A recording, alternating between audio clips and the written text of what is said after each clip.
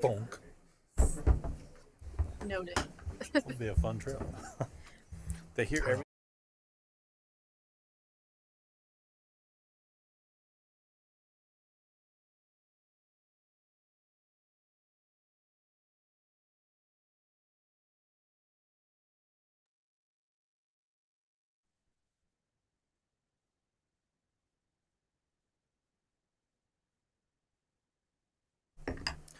Good evening, everyone. I'd like to call to order the special meeting for Tuesday, July 29th, 2025. Will you please stand and join me in the Pledge of Allegiance? I pledge allegiance to the flag of the United States of America and to the republic for which it stands, one nation, under God, indivisible, with liberty and justice for all. Thank you. Clerk, will you call the roll, please? Mayor Karsbeck. Here. Mayor Pro Tem Murphy. Here. Trustee Hardy. Yes. Trustee Albrecht. Here. Trustee Wing. Here. Trustee Ayers. Here. Trustee Brody. Here. Okay. Well, we don't have a section. Did you not plan on doing citizen participation? I'll just open it up. Is there anyone in the audience that wishes to speak tonight on something that's not on tonight's agenda? Okay. We'll move on now to consent. We have agenda, minutes, and financial information. Would trustees like anything removed from consent? Otherwise, is there a motion to approve? Motion to approve. Is there a second? Second. Trustee Wing has moved on consent, and Trustee Hardy has seconded. Clerk, can we have a roll call vote, please? Trustee Wing. Yes. Trustee Hardy. Yes. Trustee Ayers. Abstain. Mayor Pro Tem Murphy. Yes. Trustee Albrecht. Yes. Trustee Brody. Yes. Mayor Karsbeck. Yes. All right, next on our agenda is a proclamation for National Night Out. Code enforcement, thankfully with clerk, we were able to get this in. So this will be our first proclamation for National Night Out. And we will also be having a celebration at Town Park. Gosh, that's coming up. That's next week? Next Tuesday? Yeah. All right, from 3 to 6 p.m.? Okay. I'll go ahead and read this proclamation out. Whereas the National Association of Town Watch is sponsoring a unique nationwide crime, drug, and violence prevention program on August 5th, 2025, entitled National Night Out. And the 42nd Annual National Night Out provides a unique opportunity for the town of Berthoud to join forces with thousands of other communities across the country in promoting cooperative police community crime prevention efforts. And the town of Berthoud plays a vital role in assisting the Laramie County Sheriff's Office through joint crime, drug, and violence prevention efforts in Berthoud, and is supporting National Night Out 2025 locally. And it is essential that all citizens of the town of Berthoud be aware of the importance of crime prevention programs and impact that their participation can have on reducing crime, drugs, and violence in the Berthoud community. And now, therefore, I, William Karsbeck, as mayor of the town of Berthoud, do hereby call upon all citizens of the town of Berthoud to join the town and the National Association of Town Watch in supporting 42nd Annual National Night Out on August 5th, 2025. Furthermore, I, William Karsbeck, do hereby proclaim Tuesday, August 5th, 2025 as National Night Out in the town of Berthoud, and is signed this 29th day of July, 2025. All right, thank you. Excellent. We can move on now to the bulk of our meeting tonight, and this will be the Harvest West Annexation Agreement, Zoning, and Neighborhood Master Plan. And I'll turn it over to our Community Development Director, Ann Johnson. Good evening, Mayor Karsbeck and members of the Town Board of Trustees. So tonight we are going to see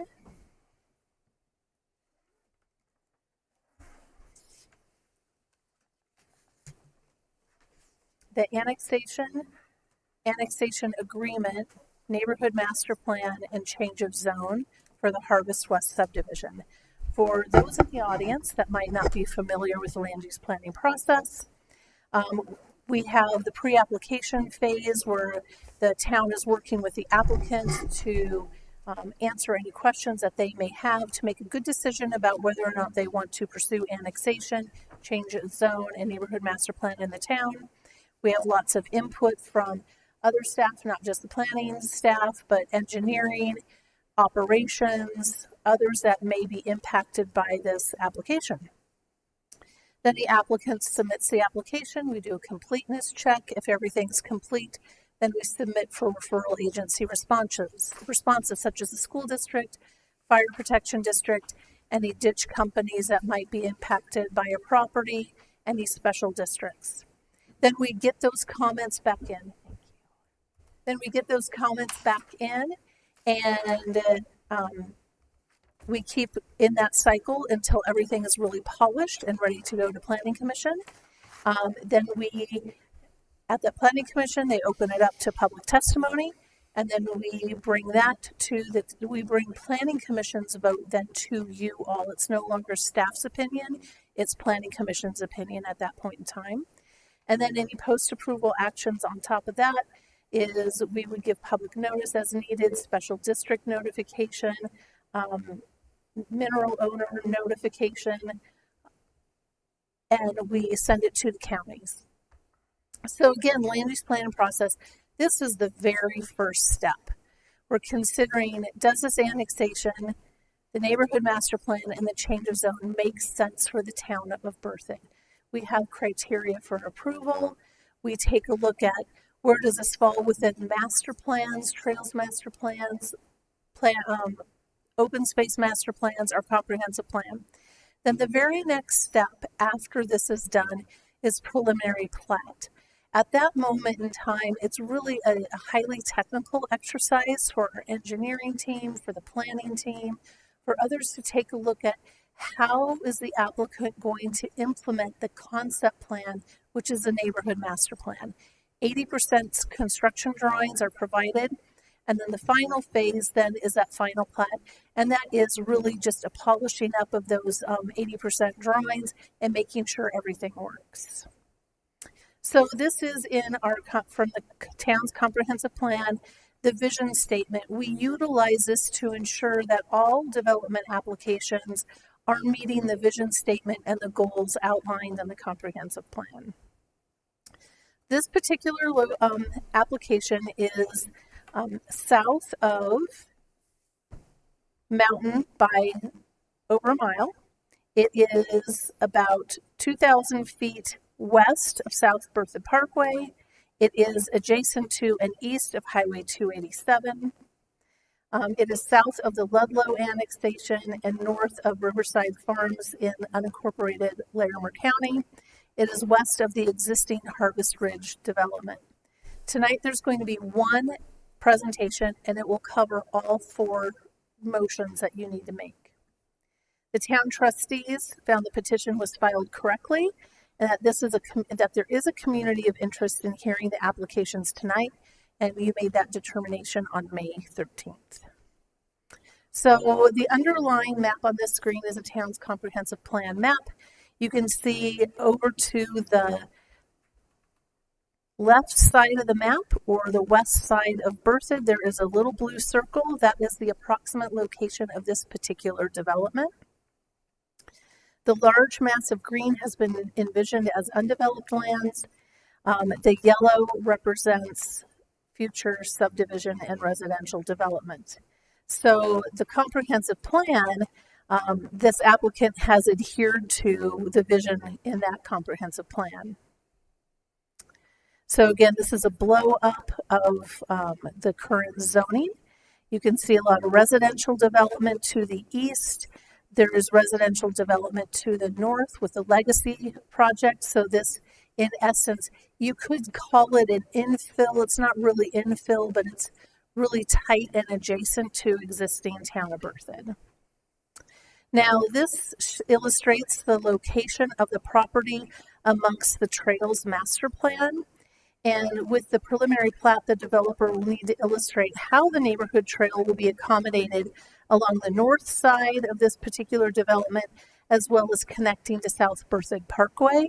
And the applicant is in the final stages of preparing some of those master plans and sharing them with town staff. And the developer is working on that connectivity and ensuring that that vision is followed through with. This is the proposed neighborhood master plan. It tells us a little bit more about the site specifics. 3 different styles of residential units are required, and 3 have been proposed. There are 81 lots. 5 of those will have like an accessory dwelling or an attached dwelling to them. So there will be 86 total residential units on 81 lots. 5 subdivision identity elements are required and 5 have been proposed. And again, precedent images and other items will be hammered out during that preliminary plat stage. And then we have the review criteria. These are in your packet and staff report. It's in a table format, and these criteria are listed along with Planning Commission's vote on how the application adheres to those criteria. The same with the neighborhood master plan, and the same with the rezoning criteria. And then this is a condensed slide that just gives a high-level overview of those criteria, and it's all on one slide for your convenience if you'd like it this way, or when you're getting ready to deliberate, we can put those individual slides back up. And at this moment in time, this completes staff's presentation on the process, the overview of the project, and how we got here today. I'm happy to answer any questions that you might have, and I do know that the applicant has prepared a more detailed presentation on the project. Thank you, Director Johnson. Trustees, any questions at this point? All right. The applicant would like to present. Welcome. Thank you, Director Johnson. It's all set up, and you just do that. Good. Good evening, trustees. I'm Mayor Karsbeck. Thank you all for coming out tonight to hear us on this special board meeting. We were bummed to get bumped due to the quorum issue, but greatly appreciate you setting up a special meeting to keep us moving along. So thank you for that. Here tonight, my name is Alex Whitney. I represent both HT Land Partners and Tate & Associates for our Harvest West project. Thank you, Ann, for giving us a rundown on all the criteria that we have laid out in front of us and have gone through the steps to show compliance with that.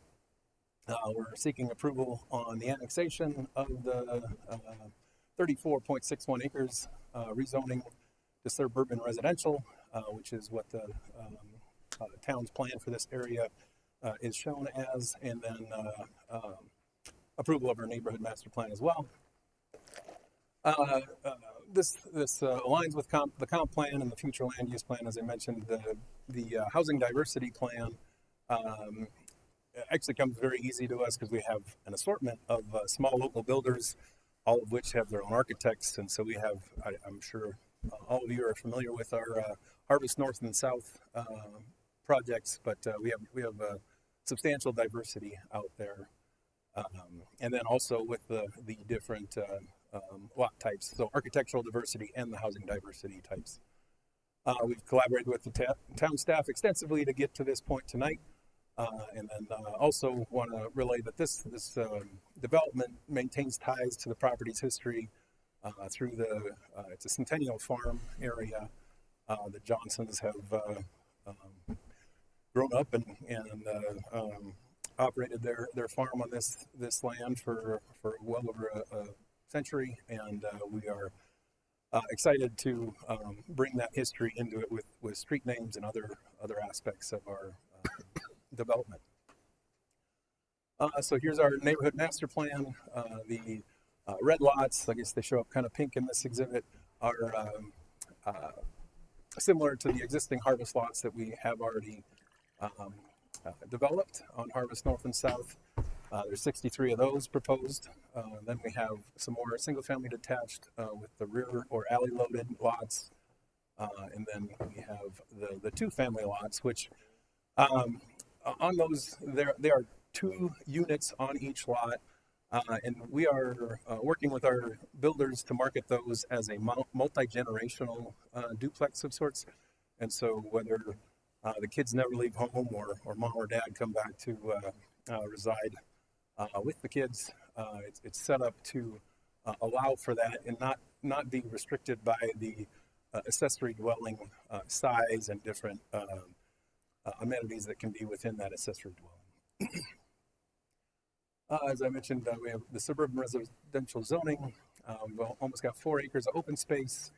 Lot sizes are from 0.2 acre, which replicate what Harvest North and South has, to the 0.6 acre, which are the 2 acre, or I'm sorry, the 2 family lot sizes. We come just under 2.5 dwelling units per acre. And as Ann mentioned, we have we have multiple trail connections. One that connects to our trail that comes through the middle of Harvest North and South, and then in conformance with the regional trail plan, we have a connection on our west perimeter on the north side and south side. And so here's the annexation criteria that you all will be looking at. We are contiguous on both our east boundary and north boundary, with Lacey on the north and Harvest on the east. We are within the town's GMA. We have adequate utility services that have been stubbed with prior development to the east. No adverse impacts on the adjacent land uses. And then we are, as I mentioned, consistent with the comp and land use map. For subdivision compliance, we have the 81 residential lots and the 3 different housing types associated with those, all with the percentages that fall within the code on requirements and allowances. We exceed town requirements on open space and parks, have the trail connections, and then the drainage will be maintaining historic patterns and then also detained due to the increase in imperviousness. It'll be detained to prevent downstream flooding issues. Here are our 3 housing types as listed by the Berthoud Code for subdivision compliance. And then we look at zoning, rationale, and compatibility. In Larimer County, we were zoned RR2, which is a larger residential type zoning. Converting that to suburban residential as we annex into town conforms with what the town's vision is. We align with that future land use map. It's a continuation of Harvest North and South. We will be working to blend this HOA in with Harvest North and South. I'm very proud of how that development's working out and how that community is growing, and we're excited to keep going with that and with our existing custom builders. Then also compatible with the surrounding zoning and land uses with all that being residential. On traffic and access, we generate roughly 811 daily trips.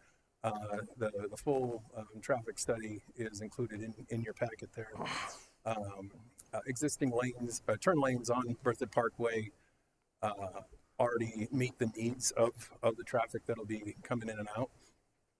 That was installed with Harvest Ridge South.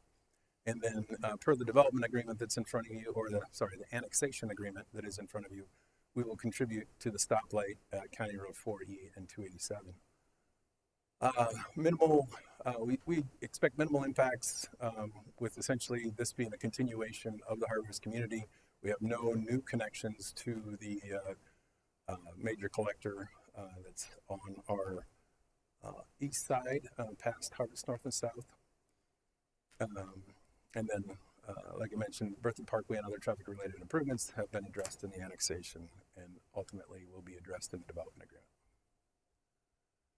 Irrigation, drainage, and stormwater detention, all that exciting stuff. We have been working with the neighboring farmers. As you saw probably in some previous exhibits, there's a irrigation ditch that's coming into the property on the far west side towards the north end of the property.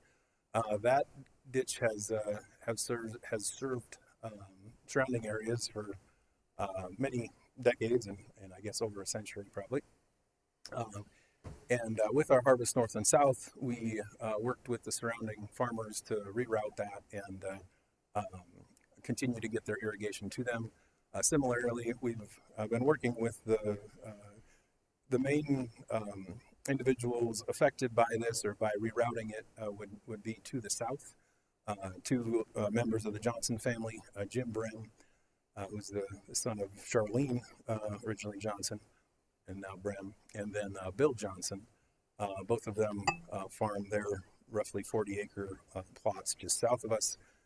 And so we have worked with them and gained an understanding of what they need to serve that irrigation for their property, and feel that we are proposing a solution that not only continues their service, but enhances their service and repairs existing issues that they have dealt with for some time.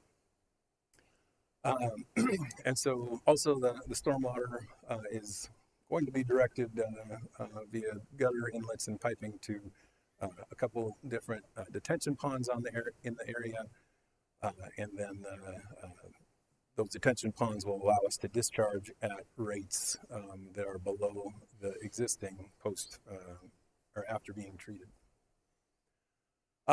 One thing that came up as we went into planning commission was a concern of the adjacent property owner, Jim Bream, to our south.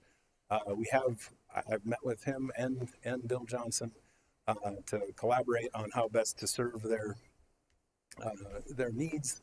I've included a letter acknowledging kind of what we're proposing that was issued to them, and I met with both of them, and in the letter there's an acknowledgement that we'll work together to get through these next stages of development, and so I will continue to work with Jim and Bill, and it's enjoyable getting to work with them as we kind of take the next steps into our preliminary plat design process.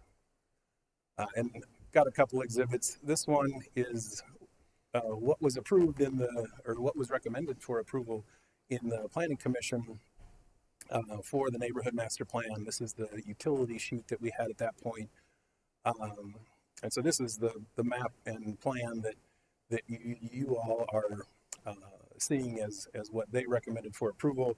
But just to show the evolution that has happened over the last 4 months since we presented this to the neighbors, this is where we're at now. And so previously, that light blue line represents the irrigation that we were proposing to improve to ensure that everything got bypassed through our site with the elimination of the current ditch.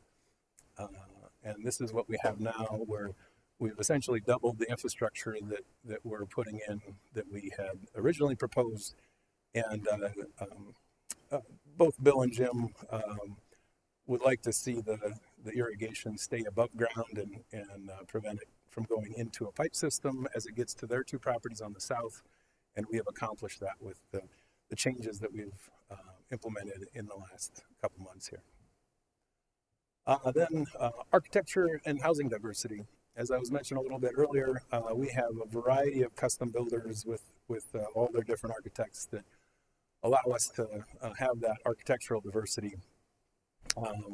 In Harvest, we've implemented into our HOA a modern farmhouse style with modern mountain accents being implemented with each one of their building plans. I'm very pleased with how that's turned out in the first few phases of Harvest. And then, with the housing diversity, we have the multiple types that I had mentioned earlier. Here's an assortment of builders that we have actively working on the project right now. These are all Colorado builders. Majority of them are Northern Colorado based, and lead to a great product out at Harvest.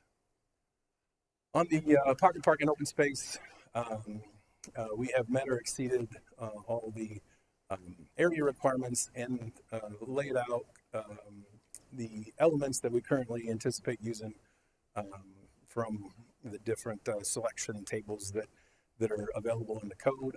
Those are listed here. And then on our subdivision identity elements, which Ann had mentioned, we have trails, pocket park, artwork, fencing, and then some usable open space. In the overall connectivity, this shows our park and open space areas in addition to the connectivity throughout Harvest. As you'll notice, we have those connections, 3 at the perimeter of the project. And then this shows trail system connections outside of what's been done at Harvest. We will continue to work with Legacy. As you can see on their current plan, there isn't a trail that aligns with the stub that we have on our northwest, but we'll work to either make that connection or determine another location that will work with their project. The section that you see here is likely their last phase of development, and so I think they're still looking to further refine that as they move into the next stages with the town. And then with Trails at Creekview, we have coordinated to have a crossing that was approved as part of their development, and then we also have recently obtained the property that was restricting Trails at Creekview from making connections into Hillsdale Park. And so there in the red, you can see where we are working with them to get their ultimate connections made, and also working with them on some other easements that they are in need of to make a go of their project. Public facilities and community benefits. One big item that we pride ourselves on is not having a metro district. This has been a huge selling point for our builders, and something that continues to draw people to Harvest. We are HOA managed, and so like I said, no metro, and the HOA manages the open space, the stormwater systems, the trails. We have worked with the Larimer County Sheriff to install flock safety cameras at our entrance points. There won't be any need to implement those on this Harvest West proposal due to the 2 access points already being served by the existing cameras. And then we have a limited impact on the school enrollment, approximated at 39 students as relayed by Thompson School District. And then, I'm a member of the community, live just on the north side of town, and love to give back to the community with, as these projects work through and we see the rewards at the end. In conclusion, we're requesting annexation, rezoning, and approval of the neighborhood master plan, along with that annexation approval or annexation agreement approval tied to the annexation. We feel we have a thoughtfully planned community adhering to Berthoud's code that kind of continues the vision that Berthoud has for the area. That's all I got. Open to answer questions for Trustees, questions for the applicant or for staff? I have a small question. Oh, go ahead, Carl. I was just confused over one of the checklists that you guys marked off was an over the highway buffer for 287. Is that like a berm or just some? So we'll have dense landscaping along that buffer. It'll exceed the dimensional requirement, and we're also raising the grade along that area, which enhances both drainage and creates a better sound barrier from 287. And so that has been a big focus of ours, as you can see with the layout. I'll get back to that neighborhood master plan way back. As you can see, we haven't backed any homes to 287. We've either buffered it with landscaping, and there may be a side yard that is eventually adjacent to it. But both the roads and the landscape have been placed between the lots and the and 287. Yep. Mayor Pro Tem. Referencing Mr. Brem's letter, the third point he had brought up was fencing along the south side of the property, dividing those spaces. Is there any kind of further discussions on that issue or any kind of resolution at this point? So we're not completely finished with the fence along Bill's property yet because those homes haven't fully developed out. But we intend to continue with the fence along the property in a similar fashion that we did to Harvest South. Mm-hmm. And so wherever there's a lot that abuts the property, there will be a continuation of that fence. We may be stepping away from the concrete fence due to some supply issues and manufacturing issues, but we will still have a privacy fence that's proposed along that perimeter where the lots abut the ag land. Thank you. Yep. Other questions? I have questions. I don't know if it's for the applicant or for staff, but these are non-automobile but transportation connections. So could you go back to the one where you're connecting into trails at Creekview? And thank you, by the way, for connecting these maps so I can see all this. Yeah, we felt that would be helpful. There we So go. my concern here is that anyone on the north end of this development, for now, even if trails to Creekview would be done, would have to backtrack south to get to that crossing. And I know on a previous annexation there was a condition that was not transferred over to have a pedestrian connection to get to Rose Farm. Has there been? This might be a staff question. Any discussion with Ludlow? Yeah, they're aware of the need to create that connection, but it's part of a future phase of their project. So they don't have an intention to build that trail today, and part of that is a grading issue. The grade is pretty significant there off the west side of Berthoud Parkway, and because they haven't designed that phase, knowing where to set the trail is not ideal. Yeah, and with, oh, Sorry, go ahead, Alex. I'm sorry, Chris. With what we've laid out here, and maybe it's harder to see with the lighter blue color, but that is the connection that would extend from the stub that we have provided in Harvest North all the way to Rose Farm.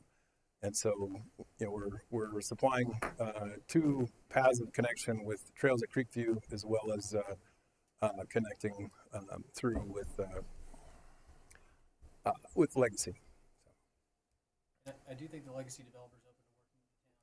I don't think they want to prioritize the design and construction of the trail or from a funding standpoint because they're not planning to build that phase. So if we wanted to accelerate that and get it installed, I suspect there's some ways that we could, do some reimbursement as they come along in the future. Those are options, but we just haven't finalized it.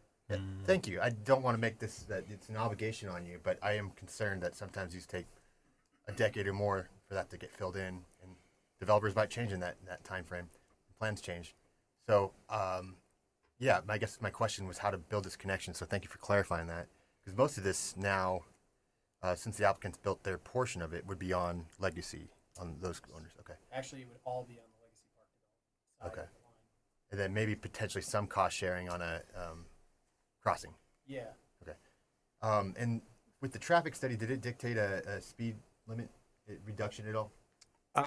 No, I don't recall there was any speed limit reduction. It acknowledged the existing speed, Which is 40 right now? 35 or 40. Okay.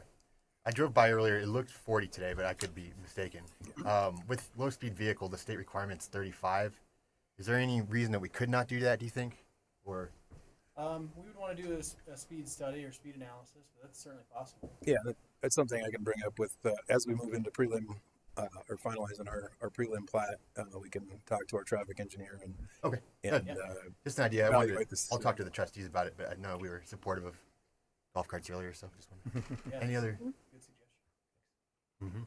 Any other questions for the staff of the applicant? Just a real quick small question. The multi-family dwellings, I'm just curious what those look like and if we have any examples in Berthoud already, or this is like the first of its kind. Yeah, it's not the first of its kind. I'm not aware of any product that was intentional for that in Berthoud. It would essentially be a duplex. I envision that the garage kind of separates the two living spaces, but it would be up to our builders that they're the one that has to sell the end product, and so we would look to them to come up with a plan that they feel is sensible. We have several builders that are highly interested in that product. We only have 5 lots proposed currently, but as we keep working on it with our builders to determine what their interest is, maybe we would look for opportunities to expand that, but at this point we're only intending on 5.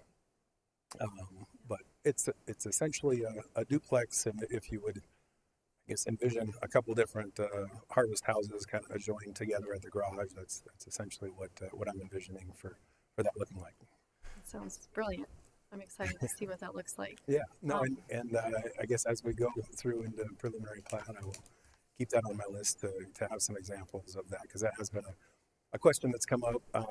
That type of product has been attempted in different areas where it's primarily set up for a single detached residential unit with an accessory dwelling, but the restrictions on the size and the like the kitchen often become an issue to actually have more of a full unit, and so that's the reasoning behind what we're pushing on the two-family designation for that lot diversity, and so yeah, we're excited to try that out here and expand it elsewhere or potentially into other phases of harvest if that ever does become an opportunity for us. That's wonderful. I hope our code incorporates those types of units well, because I don't think we have a lot of examples of that. True. Like I said. And just curious real quick about the artwork you mentioned in your presentation. What's the artwork that's planned for the development? It will be harvest related. And so we've incorporated artwork at the entry to Harvest North and South, and those pillars at each side, one with the harvest on it, with the lettering harvest on it, and the other with the strands of wheat. But we will continue to kind of work through a selection of what's going to be proposed. We don't have that specifically selected at this point, but Sure. we have kind of the central corridor with the trail there that we'd be proposing to open up some areas for community gatherings, and that's also where that trailhead and parking is located, and so we would envision that being somewhere in there along with shade structures, and that's one great thing about harvest is how everybody's kind of getting together, and whether it's at people's houses or in the park for little gatherings. That's all about kind of the growing community mindset that we have out there. Wonderful. Thank you. Thank you. I have one question, follow up on the duplex. Would that be one deed? Yes, it is a single lot. So it couldn't be sold as a two duplexes, Correct. two units. It Yes, has to, they're- whoever owns it owns them both. Right. Correct. Okay. Yep. We talked a lot about that product. It's unique, and it being on the same legal lot kind of makes it so it's either going to be a family member or you have to rent the space. It can't be sold off. So Correct. it's great because it creates a rental, or it creates a mother-in-law suite or another space for family, which is really cool. Mother-in-law house. Mother-in-law house. That's right, not just Yeah. a suite. Thank you. Yeah, that's awesome. That's it for me. Okay, any other questions? Thank you. Thank At you. this time, I'd like to open it up to the public. Open up the public hearing. Is there anyone in the audience that wishes to speak to this development tonight?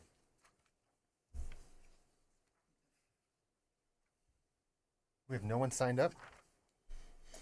Okay, I'll close the public portion of the hearing and bring it back to the board for deliberation. Trustee Albrecht, how do you feel?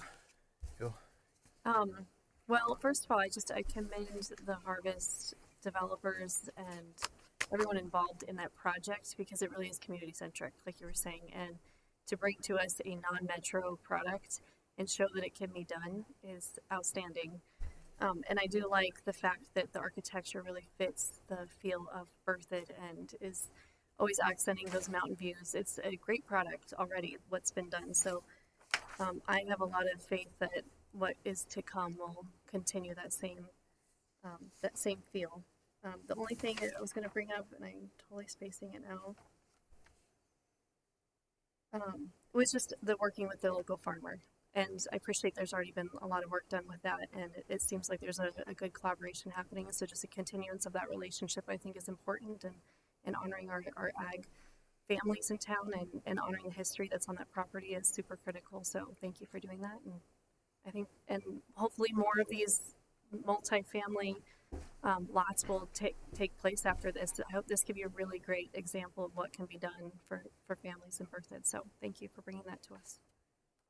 Yeah, seems like you support. Trustee Ayers? Yeah, I would like to echo Trustee Albrecht's comments, especially with the communication with the neighbors and the different product type. Kind of interested to see how that takes off in other areas around town.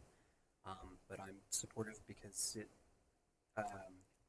checks all the boxes. It's filling in space and taking into account the product and the developments next to it. So I'm supportive. Okay. Trustee Brody. Yeah, I don't have any questions other than, again, echoing the same comment that I really appreciate this developer and this applicant being able to develop a really nice product without the need for a metro district.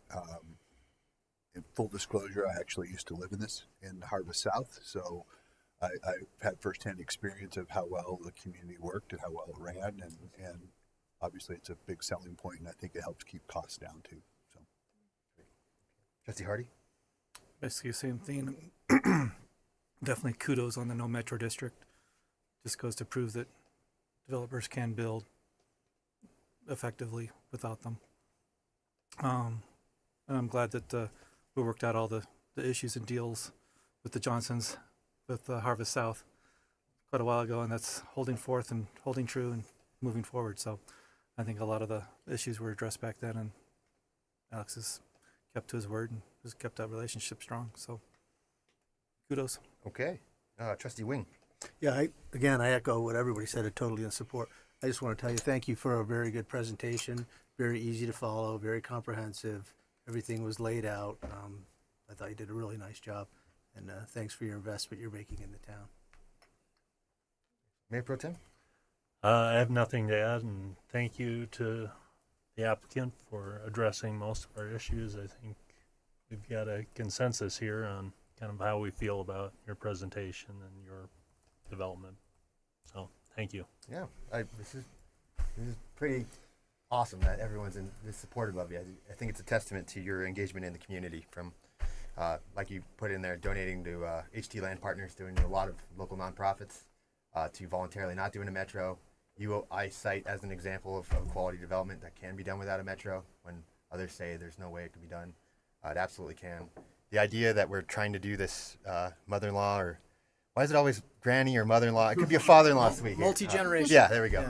That we don't know what that looks like yet. I think that's really neat. That's very entrepreneurial of you in the town to take this on. So, and you think of Vantage has one builder, and then in this smaller unit you have this many builders is pretty great. So I wish a lot of other developers would emulate what you're doing. I do have two requests for the board. None of this I'd count against the applicant. I think you've done your job, but one would be looking at reducing the speed to 35 if possible. I know we have to relate it to the traffic study, but I would be, from a golf carter myself, it'd be really nice to see us be able to get out there. I don't know how that works. We would typically do an analysis of existing speeds. We'd look at roadway design and geometries to make sure that it's all safe. And then I think, in a lot of ways for us on our local roads, it's discretionary. So like CDOT, they have, CDOT will do a speed study, and if the 80th percentile is higher than what's on the road, they'll actually increase it regardless of what you want. We don't have to do that. So I do think we have some flexibility, and appreciate Alex being willing to work with us during prelim plat to evaluate that. Ot's the speed limit on the other side of Mountain View on Berthoud Parkway? Mountain View on Berthoud Parkway, 40. Connect to this. On the other side of Mountain, I think it was 40. No, okay. North of Mountain Avenue is 35 until you get past. Then that would tie in. Yep. What you're saying? I think okay. It's That's 35. awesome. If it is 35, that's great. Pretty sure that's okay. true. I think a lot of people illegally make that connection, but if it's 35, then they're very legally making that connection. Cool. All right. yeah, I think once you get almost to the lake is where it increases. That's where it changes, is north of Bunyan as you head Perfect. Okay. farther north. Okay. Well, If it's not, I am in favor of reducing the speed to be golf cart accessible. okay. Thank you. Is there other support for that? Yes. Great. Thank you. And then the other one would be some kind of pedestrian connection. I don't know how to put this because it shouldn't be tied to this annexation or this plat, but how do we motivate the other developers around to? As much as I hate to say this, we really need to motivate ourselves to kind of get engaged. I think if we want to accelerate it ahead of the development, we're going to have to commit some funding to help make that happen. And that I think that's an important connection to be made. I know the Legacy Park developers been they're trying to do the right thing. They want to be a part of this community. just developers don't like to build stuff ahead of their plans for obvious reasons. So, yeah, we just need to take it on at the staff level and figure out how to make it happen. Even if it was a crusher fine, I think. Yeah, I was going to say Something there. Yeah, I mean, a crusher fine trail would be very simple and inexpensive, and I think it would mostly serve its purpose. Yeah, So something temporary until they come in. very much so. So I think that's a good suggestion. I think we can definitely figure out how to make that happen. Okay, and probably not a condition that we put on this. I agree 100% because did notice when I lived there, there's that little section from the development to the next development, and the kids, especially those are families that potentially have high school and middle schoolers. So high school kids are going to ride their bikes, and they're threading the needle down Berthoud Parkway. That little short section was really not a shoulder or anything for them in there. So anything would be to be able to widen that and give some access. I think a crusher fine trail and a rapid rectangular flashing beacon there at the south end of Rose Farm, where that connection would be made, is probably the right thing to do. Do you need direction on a report, or how could we do that? We can for just you? figure out how to make it happen, and we'll come back to you and tell you what the Legacy Park developer says, and then what we think we could do. We'll make that a priority. Awesome. Yep, and Mayor Karsbeck, Administrator Kirk, some of that information has been heard, and we can also work with the Legacy Park developer and place that in their development agreement as well for timing. Excellent. Thank you. Okay, well that solves my few I, things. I did have Go a ahead. couple Please follow-ups go ahead. that came up. You've got four lots on here that run parallel to the alleys. So I think it's a foregone conclusion that those would have to be a side load garage, correct? alley load. Excuse me? Alley load is what he said. Yeah, those would. I may have stated there's four lots that run parallel to the alley, and they would have to be a side load garage, correct? Those four lots? Yeah, that is the intention on those lots, is to have that side load off the alley. Okay, perfect. Thank you. And the second thing is, excuse the question, but are sidewalks mandatory in every neighborhood? I think they're part of our code. They're part of our local road standard. Okay, perfect. Thank you. And we do have sidewalks. And I will From way say, back in the day. And curbs. I will give a little kudos to Alex. Their tree lawns are all what I would call xeriscape, but they're very attractive. A bunch of grasses look and trees great. and rocks. And Yeah, they're great. so. Picture look great. All right. Sounds like we're all supportive. Sure. Okay, so we got a series of motions here. Director or Clerk or Administrator Kirk, we just read these off one after another, right? We don't need any cite anything particular. We can just read these right off the sheet. You should be able to read them right off the sheet. Okay. I have a question about Yes, that. Trustee Ayers. For point number 3, the actual neighborhood master plan,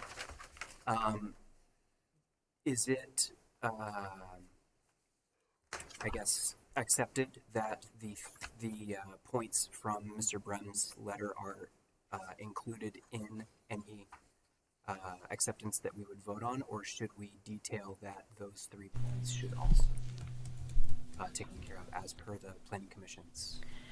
There are suggested findings and recommendations with potential motions on page 12 of the staff report, and those do include Mr. Brem's email, which post dates the original contact. So I think that you can decide to include or exclude that, however it's written to include it. You have page 12. Okay, let me just jump into this real quick. Highlighted in red or pink. Feel it all good. You want to just. So would it be okay if the trustees agree on all these points? We would just cite staff report page 12 or staff report recommendations. Read that off. Is that okay with everyone? Trustee Ayers' clarification. Okay, I agree too. You want to take it, Sam? Yeah, I can go for it. I'll make a motion.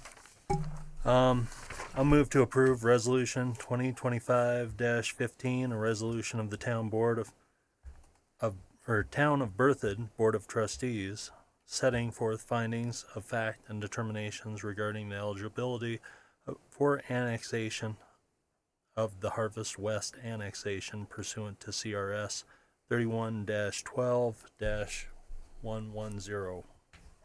Is there a second? Second. All right, we have a motion that's been seconded. Clerk, can we have a roll call vote? Trustee Albrecht, Yes. Trustee Wing, Yes. Mayor Pro Tem Murphy, Yes. Trustee Ayers, Yes. Trustee Brody, Yes. Trustee Hardy, Yes. Mayor Karstback. Yes. Thank you. Let's keep going. All right. I'll also move to approve Ordinance 1358, an ordinance of the Town of Berthoud Board of Trustees annexing and accepting the annexation agreement for property known as Harvest West to the Town of Berthoud. Is there a second?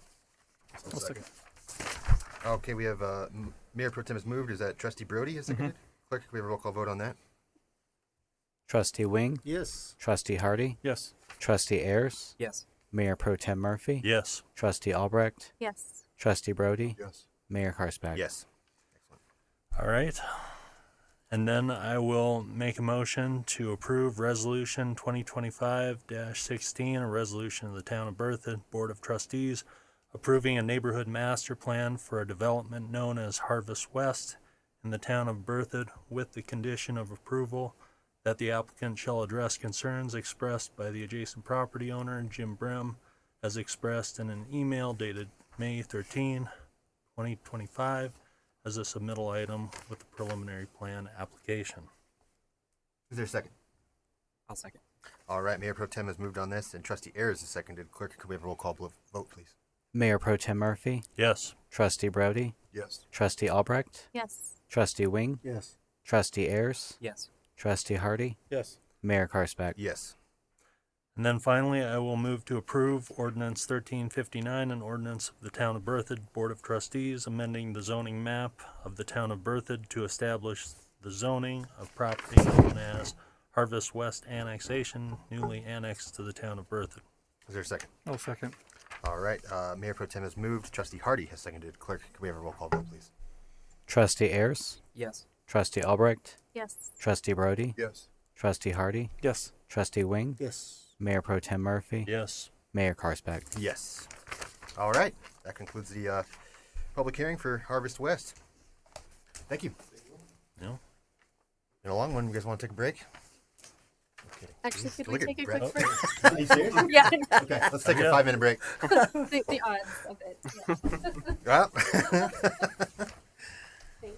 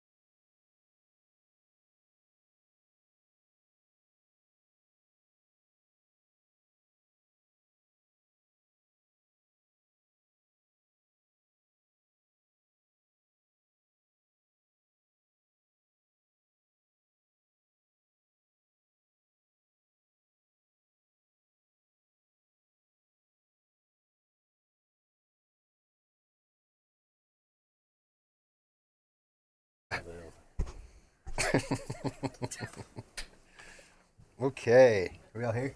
All right, let's call the meeting back to order, and we'll finish up with the use code, and this is the amendment forecast by Director Johnson.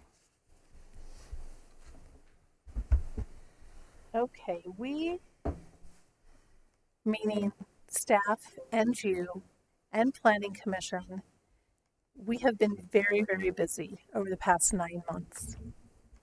And this presentation tonight is just a confirmation we're on the same page moving forward as we're preparing the code amendments to present to you all in October, November, or December. So, the purpose of, again, why we plan. We all know this. We do it every day. You're doing it at least twice a month. Some of you work in this industry as well. And really, the point is to balance outcomes. And we're balancing the desires of the developer, we're balancing the desires of the town, and there's never 100% consensus. And oftentimes, we're going to hear from the minority. 10% is making 90% of the noise. The 90% are silent. And so, again, it's that balance. And as Chris points out, that a resident today may become a developer tomorrow, may become a business owner. And so paths and options and outlooks are always changing. And Chris, did you want to say anything before we move forward? I didn't remember. No, that's fine. Okay. Yeah, go ahead. So, and again, we have to look at whose outcomes and who are we balancing things for. So again, property owners, residents, business owners, and how are we going to adjust? How are we going to pivot and be nimble and be sustainable in what we do and how we do them?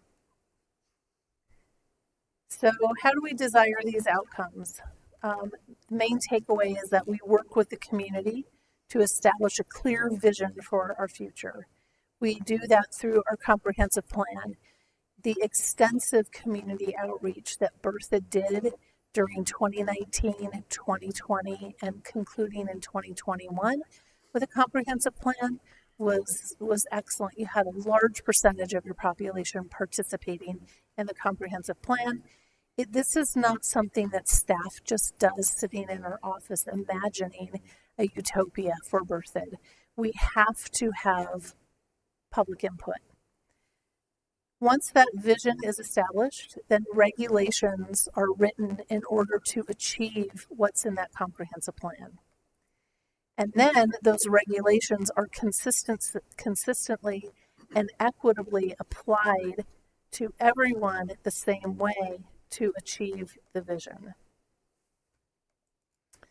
So you listen to the community, you listen to Planning Commission, and everybody has a shared vision. And so these documents become our collective toolbox.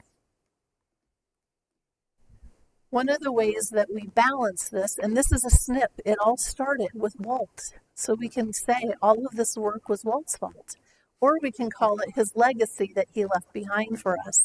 In October of 2024, you had Rich Warner, you had Ryan, and you had Walt presenting. And one of the items that they talked about is that the most important role of local government, we can all say provide quality services. However, and that is a very top priority for residents. However, one of the next most important thing that the government can do is provide strategic leadership and facilitation. And that's our collective goal, working all together. So again, that's why we're here. When all of the walking tours, all of the virtual tours that we did together led us to this point tonight. And this encapsulates everything that we've done. Everything that you've done as a board of trustees is on the left-hand side. And this is just since 2023. This doesn't include any of the prep work you all did in participating in the comprehensive plan or the Trails Master Plan, all of those plans.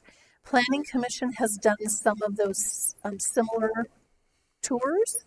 They heard about your downtown walk around and they wanted to do that. So we did that over the past 2 weeks. They heard about that virtual tour that we took in January and they wanted to do that. So all of these things have been replicated. We do a lot of training with CIRSA and with the town attorney with Planning Commission.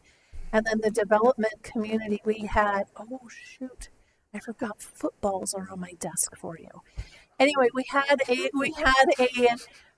May 12th meeting with the development community. We had breakfast and we handed out footballs, and you all will get footballs too because we're on the same team. We're all working towards that same goal, and that football signifies being on the same team. And we had great input from the development community, and we had a couple developers actually follow up with us on things that they'd like to see, how we can make it easier and more streamlined and clear for the development community. And then 3 times a year, we have what we call B4 or Birthed Builder Breakfast Burrito mornings. And we talk about things that are happening in town, like MS4, the stormwater compliance. We'll talk about virtual roofing inspection. So we're getting out there and meeting with individuals who are building in Birthed, and we're listening to them. So lots of input.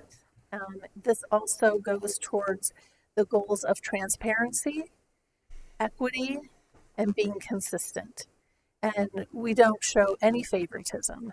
So we treat the builder of a custom house the same way we would treat somebody who is doing a house for attainable housing. Likewise, we don't treat a developer who is developing for affordable housing any different than we would treat a developer who's doing high rate housing. So these are things that we've heard recently. We've heard them from the branding survey that was done. We heard them from the development community at our May 4th football meeting.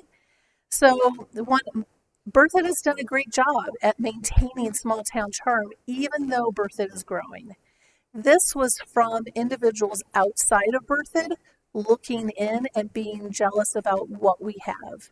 There is a secret sauce in Birthed, and we're maintaining it and we're keeping it even though we're growing. And oftentimes because we're growing, because then that growth helps keep the downtown vibrant and active. We've also heard that Birthed is losing its small town charm. We've heard that the town adheres to the land development regulations too closely. And then we've also heard that the town is not adhering to those regulations closely enough. We've heard that the town cuts favors to special people. And then we've also heard that the town is too bureaucratic. We've heard that we need more customers, more businesses, more amenities. And then we've also heard that growth is a 4-letter word. So those groupings are direct conflicts, every pairing, and this is not unusual for any community. This is consistent throughout the North Front Range of Colorado. And it is, how do we balance to keep what is special in Birthed special? How do we balance the quirkiness that you love about downtown? How do we balance new growth and still maintain what's special to Birthed? So there's no doubt that Birthed has a secret sauce and that special lure, historic structures and potential to bringing them back, businesses along Mountain, especially between the 3rd and 5th Street blocks, historic homes, historic development patterns, parks and amenities, views to the mountains, compact development reflective of historic development patterns, new developers that are close to downtown, During the branding exercise, we got several comments about growth and that birthed magic, such as your infrastructure isn't capable of supporting all of this growth, which is not a true statement. And we work very closely with Ken Matthews and his team. And comments by residents include the desire for more amenities, more downtown shops, more restaurants, more boutiques. Comments by those outside of Berthoud saying, you've got something really special here. What are you doing? How are you doing this? You're growing, but you're keeping what's special about Berthoud intact. And as staff, we know that there are competing comments, that there are emotions, that are hearings. Again, this is not unusual to Berthoud. Every community has emotional hearings, opinions and personal thoughts, and oftentimes those are really difficult to balance. As staff, we're utilizing the master plans, land use code, procedures, and guidelines to help guide the development community to bring to you things you want. We just had an annexation that has been in the annexation development review process for 2 years. We're working to bring something to you that you can approve. So the town should not be known as flip-floppers when it comes to upholding the ideals of the citizens who've participated in the planning process and the master planning process. And once a plan's been adopted, it's time to implement it, to continually review it, and to continuously improve. And next, we're going to show you our toolbox that we all use, and that's available to us. And oftentimes, staff use it as a shield, planning commissioners can use it as a shield, and you all can use these tools as a shield as well, because these tools are things that you all have adopted. So we start with our comprehensive plan. Remember, this is kind of like a business plan. This is something that you all adopted, and it is the vision for the town of Berthoud. It talks about the importance of ag and open lands preservation. It talks about housing diversity. It discusses having charm in downtown. It talks about what to do with commercial and industrial development. It covers the full gamut of the town. And it's not a regulatory document, again, it's that vision document. So then we have to take the vision and take a look at, well, what are our regulations saying? What are our obligations through any intergovernmental agreements like MEAD, or we're starting to work on one with Johnstown now too. What are our obligations to other communities? Then we have these other master plans, the trails, the parks, First Street, Mountain Avenue overlay, housing diversity. And then guidelines such as architecture and landscaping. What staff is hearing is the vision and the look of Berthoud, the aesthetic of Berthoud. That might be even more important than the use. Now, that's not to say we don't have a table and you tell us what zone district you're in and can the use fit in that zone district, and where is there some flexibility to do something in zone districts that are going to bring a benefit to the town of Berthoud. We look there. As long as it fits, it has a P or an S in the box or a B in the box, we're going to say, yes, let us help you get there. Berthoud is unique. We want to help protect what's special about Berthoud. And so here's our development code. Here are specifications and standards. And if you can meet those, we would love to have you come and develop in Berthoud. And these are our guiding principles, and they're for you to use as well. And it's really exciting because I believe we're all very closely on the same page. So what we've heard, what is important to protect and preserve? Agriculture heritage, Western views, small town charm. We'd like to see investment and reinvestment that is equitable and sustainable. Sidewalks, restaurants, boutiques, artwork, gathering space, signage, and quirkiness. Connected neighborhoods, more parks, trails, and sidewalks throughout town. So these are all things that we've heard are important. Do you all agree with that? I'd like to broaden the first one. Did the study say specifically Western views or just ag views? Specifically, people like the views to the mountains. And I just wanted clarification on the bullet point too, what it means investment and reinvestment value equals equitable and sustaining. If you could just expand on that. Yep. When we have investment and reinvestment in Berthoud, let's say a redevelopment of a property, then we're going to have more equity that's coming into the town through property taxes, and it's going to be a more sustainable community because we're reusing our properties as well as infill development. So it contributes to the economy of the town, and that is a sustaining activity. Thank you. All right. And then what we like to focus on is we want an aesthetically pleasing environment, right? Housing diversity and protect our historic homes, small scale commercial development versus some big boxes. And yet we also know that big box development is appropriate in Berthoud in the right space. We have very high standards for building and site design. We have well-maintained sidewalks and tree lawns. Again, quirky attributes without false themes. Berthoud is who Berthoud is, and that is very important. There are activated human experiences and places for activation in the downtown for people to be and for people to congregate, those parklets that come out in front of the restaurants. Town Park being half a block or 1 block off of Main Street. All right, 2.5, a block and a half off of Main Street. The new spaces at Sunoco Building, the space along 2nd between Mountain and Welch. Those places are going to help activate and reactivate what's happening in Berthoud.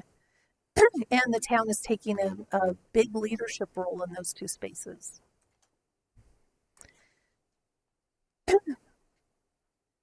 What we've also heard from you and the residents is we want a strong economy and equitable treatment. So provide opportunities for local businesses to grow, have success, and then we want more employees to come into Berthoud. Investment in downtown, make improvements, market, have events, ensure efficient processing for development applications. And we need new retail and restaurant options to enhance the town. So one of the things that, well, this ongoing focus is to stay true to the town's values and goals, to stand behind the master plan and the development code, use these as a shield and a guide, guarantee a consistent and transparent development review process for all, and keep consistent guidelines and requirements for all growth. When you get complainers, hand them over to us. Every phone call, every email, some days feel like an argument, and that's okay. That's our role, and that's what we have had, since I was a Weld County planner 30 years ago when I was a kindergartner, when I worked for other communities, when I was a consultant. It's just the nature of the development business. And sometimes we can find those rare gems of development partners that say, whatever Ton says, that's what we're going to do because we're going to get through this development review process smoothly and we're going to follow the rules so we get through quickly. Somebody did say that, and that developer is a gem to work with. Ask questions. Please ask us questions. Don't make assumptions. Always seek clarification. And we are here to help you implement the vision that's in these plans that were adopted by the town. And when the town staff, when planning commission and the town trustees are clear, consistent, and equitable, and when staff is transparent with our process, we can start to attract higher quality development in berthing, because better developers are going to be willing to take a risk on berthing when we're consistent and offer clear expectations. So, all right, this is the exciting part, right? Because we're all agents for change. Some things that we've heard that would be helpful is to have an administrative final plat. The expectations right now are 80% construction drawings at preliminary plat. Right now it goes to planning commission for that final plat. And it's just an exercise. Are all the T's crossed? Are all the I's dotted? And the developers we met with in May for the football meeting, they said that incentives are not as important to them as time. And so if we can shave off 6 to 8 weeks waiting for hearings, we've now just saved them 6 to 8 weeks in other waiting. The staff's ability to reduce application requirements for infill or reuse projects. Right now, anytime you change the use on a piece of property, it either requires a use by special review permit or a site plan permit.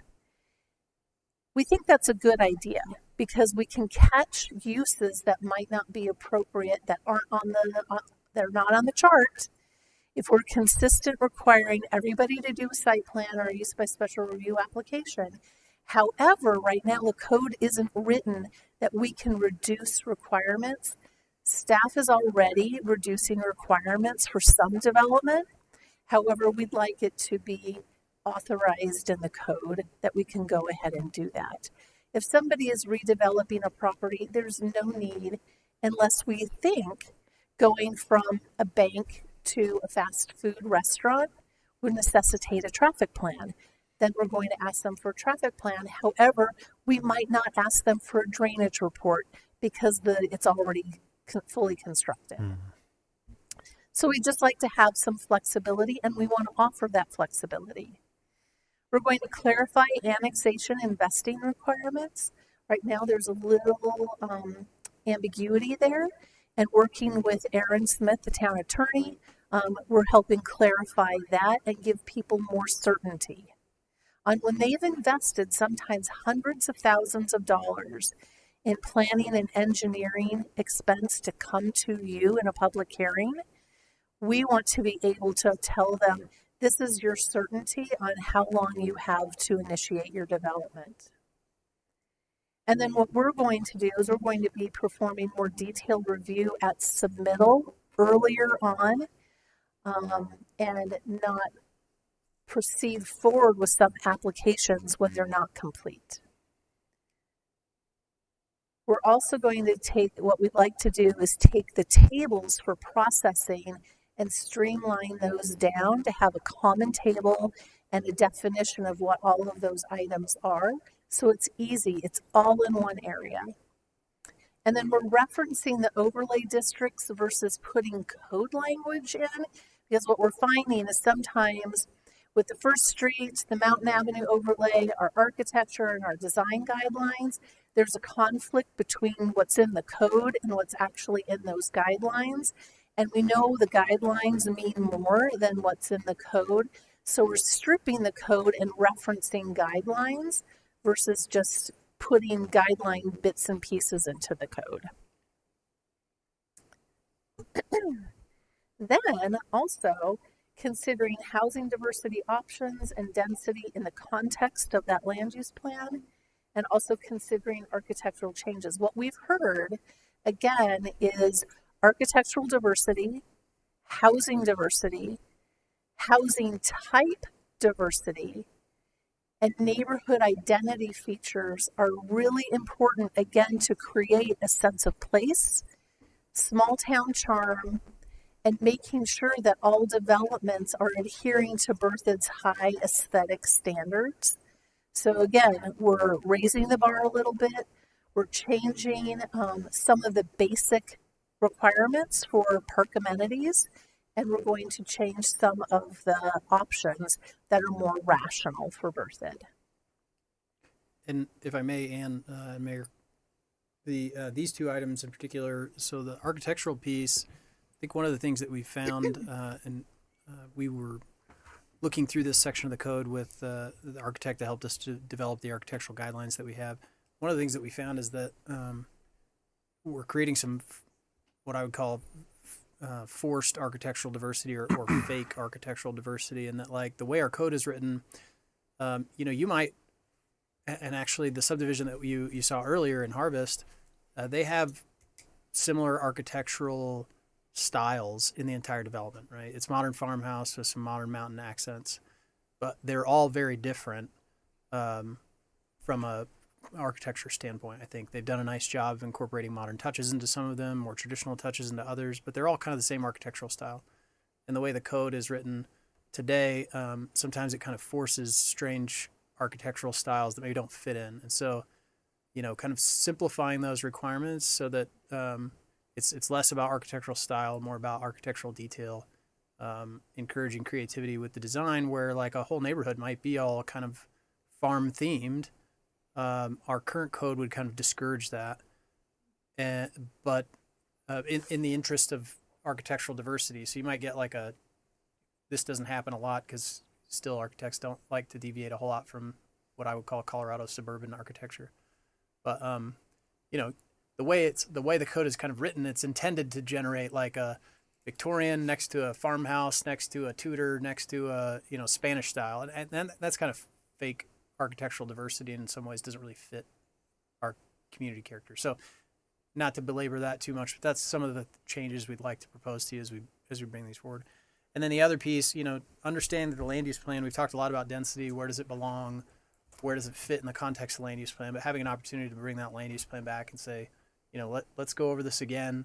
I don't think we need a wholesale change to the land use plan. In fact, what was adopted back in 2021 as part of the comp plan was, I would say probably 90 or 95% the same as what was in the 2014, with some enhancements to kind of the newer areas that are now the edge of town that maybe weren't back then. But let's look at it not as a comprehensive overhaul, but like, maybe there are some places where we don't want density, or maybe there are places where we want to encourage density. And let's go through that land use plan one more time, make sure that we're all on the same page about that.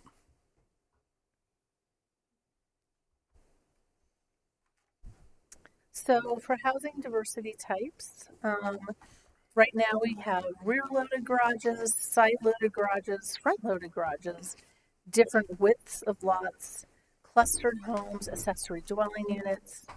Then on single-family attached, they're paired homes, multifamily attached townhomes, row homes, multifamily apartments, and live-work units. Those are currently allowed in our development code. And we'd like to add a few different types. So this would come in to the diversity of the models. So we would also like to add, like a single drive lane track to the back, more recessed garages instead of garages being close to the street.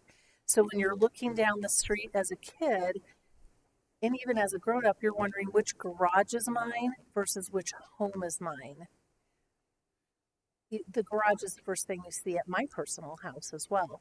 And I wish that you would see the house portion first before the garage. So monotonous neighborhoods don't really enhance that feeling of small town charm. And one thing that, if I may add to this too, I think one of the things that we're attempting to do with some of the changes that we'll propose to you. And for what it's worth, tonight we're not proposing those changes to you. We want to make sure that we're all pointing in the same direction. So tonight is really more of a high level kind of strategic direction conversation. We're just giving you a broad overview. Here's the things that we've heard. Here's some of the things that we think we can change that are easy and low hanging fruit to address the things that we've heard without, a wholesale rewrite of everything that we've done over the last 8 years as a community. But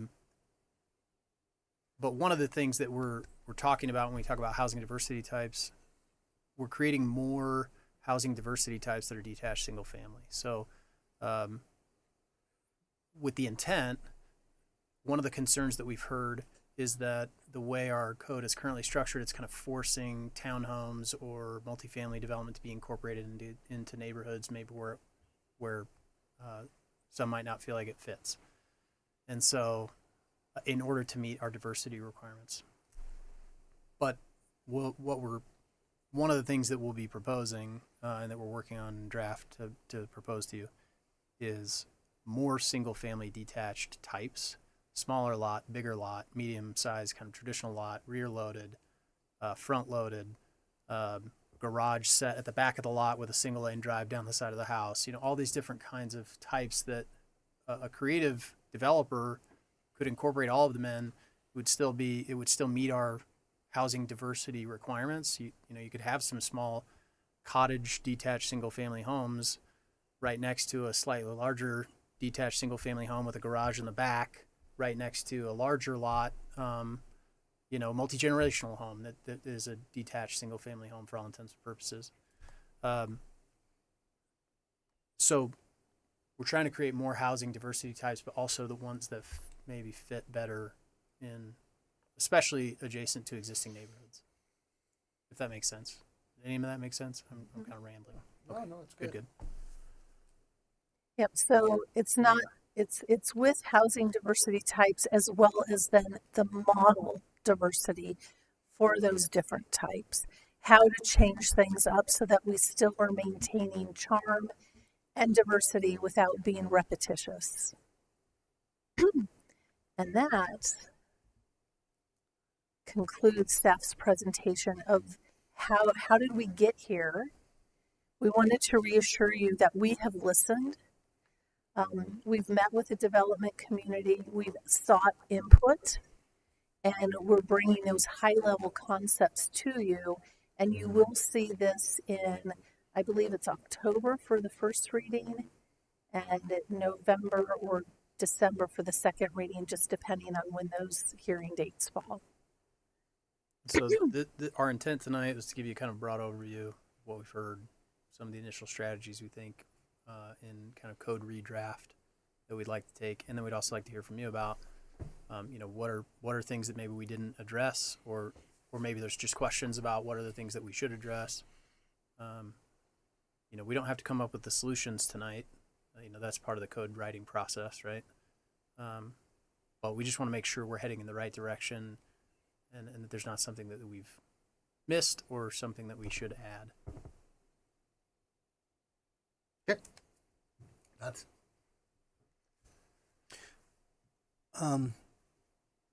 Small town is not necessarily synonymous with charm. You are exactly right. There are lots of not charming small towns. That's true. Yeah. Well, and to be perfectly blunt with you, there are a lot of uncharming places in Berthoud as well. Yeah, and I think we would all like small town charm for Berthoud. So perhaps as we continue on at some point, whether it's a planning grouping, a strategic planning, we define that possibly a little clearer. What does charm mean to the seven of us?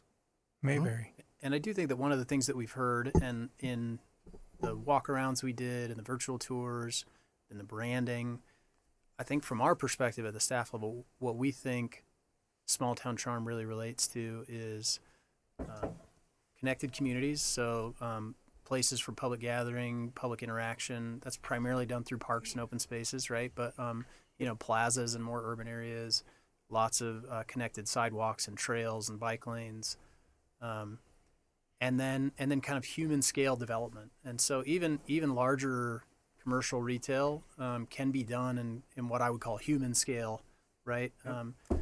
There are some good examples of Walmart supercenters that don't feel like Walmart supercenters. Those are rare, but they do exist. They do. And so, making sure that our code really creates that kind of environment. It doesn't have to be a restriction on big box stores, right? We don't have to ban big box stores over 40,000 square feet or whatever. But we want them to be designed in such a way that they feel connected, that their parking lots aren't, a giant sea of asphalt, that there are pedestrian pathways that are attractive, that they're, again, their architecture is kind of pedestrian scale. I think those are things that kind of lend to small town charm, and then a lot of the rest of it is stuff we don't control, right? Like it's the do you know your neighbor? I don't know. Side, I think Bertha gets 5 stars. There's just there's so many amazing things, community-wise, parade-wise, gatherings, events. I just think I think then as part of your presentation talked about aesthetics, and then as we relate charm to aesthetics, I just think we have some opportunities to look at that. Definitely, and it's about creating that sense of place. I've arrived somewhere, and I know that this is birthed because of brick, because of art, because of lighting, because of consistent signage. There's still difference, and we embrace the difference and the quirkiness. However, there is something that ties it all together. Trails, connectivity, places for people to be. One question. There's an example on Mountain right now of what I would call an eyesore. There might be many, but I have a specific one in mind. And evidently, the look they have is not in conflict with our guidelines or our code. And I just wonder if there's an opportunity for us to revisit some of those things. Maybe they would be grandfathered in, but going forward, we would just say, this is not allowed. There's just some opportunities for that. Could you comment on that? Yeah. Either one of us. Go ahead. I was just going to say that's really what the Mountain Avenue overlay plan and our architectural guidelines are intended to do. So, an existing building or landscape that doesn't fit our current requirements, we don't have any. There's no legal ramification. There's no legal recourse for us to go in and force them to change it. However, when it does change, it'll have to be brought up to our current standards. And so, we're starting to see some of that redevelopment in town, and so you'll start to see, I think, very soon some of those things happen, and you'll see what our code and our architectural guidelines are pushing us towards. And actually, the Bertha Drug project, I think you guys saw some facade elevations for that. That's a good example of like what our code now would require of a redevelopment of a property, but we wouldn't require an existing building to change unless they were going to go through a significant redevelopment. Okay. Yeah. Yep. And another example, if I may, is the Pet Crematorium on 2nd Street. That is just a few hundred feet north of Mountain Avenue. They had the 1960s, 70s style fake shingle little ornaments on the front of the structure. They went through the special use permit process. They removed that. They did a lift on their parking. They restriped their parking. They tore out some old juniper fitzers, and then they replaced the landscaping. That's the type of minimal improvement we're looking for redevelopment. We're not asking people to go in and tear everything out or completely replace their facade. It's the small things that can encourage now the neighbor to do something. It's that sense of keeping up with the Joneses sometimes, that you're making reinvestment, and that's going to spur other reinvestment. And actually, and I appreciate that, because we don't want to be so heavy-handed that it's impossible to redevelop buildings either.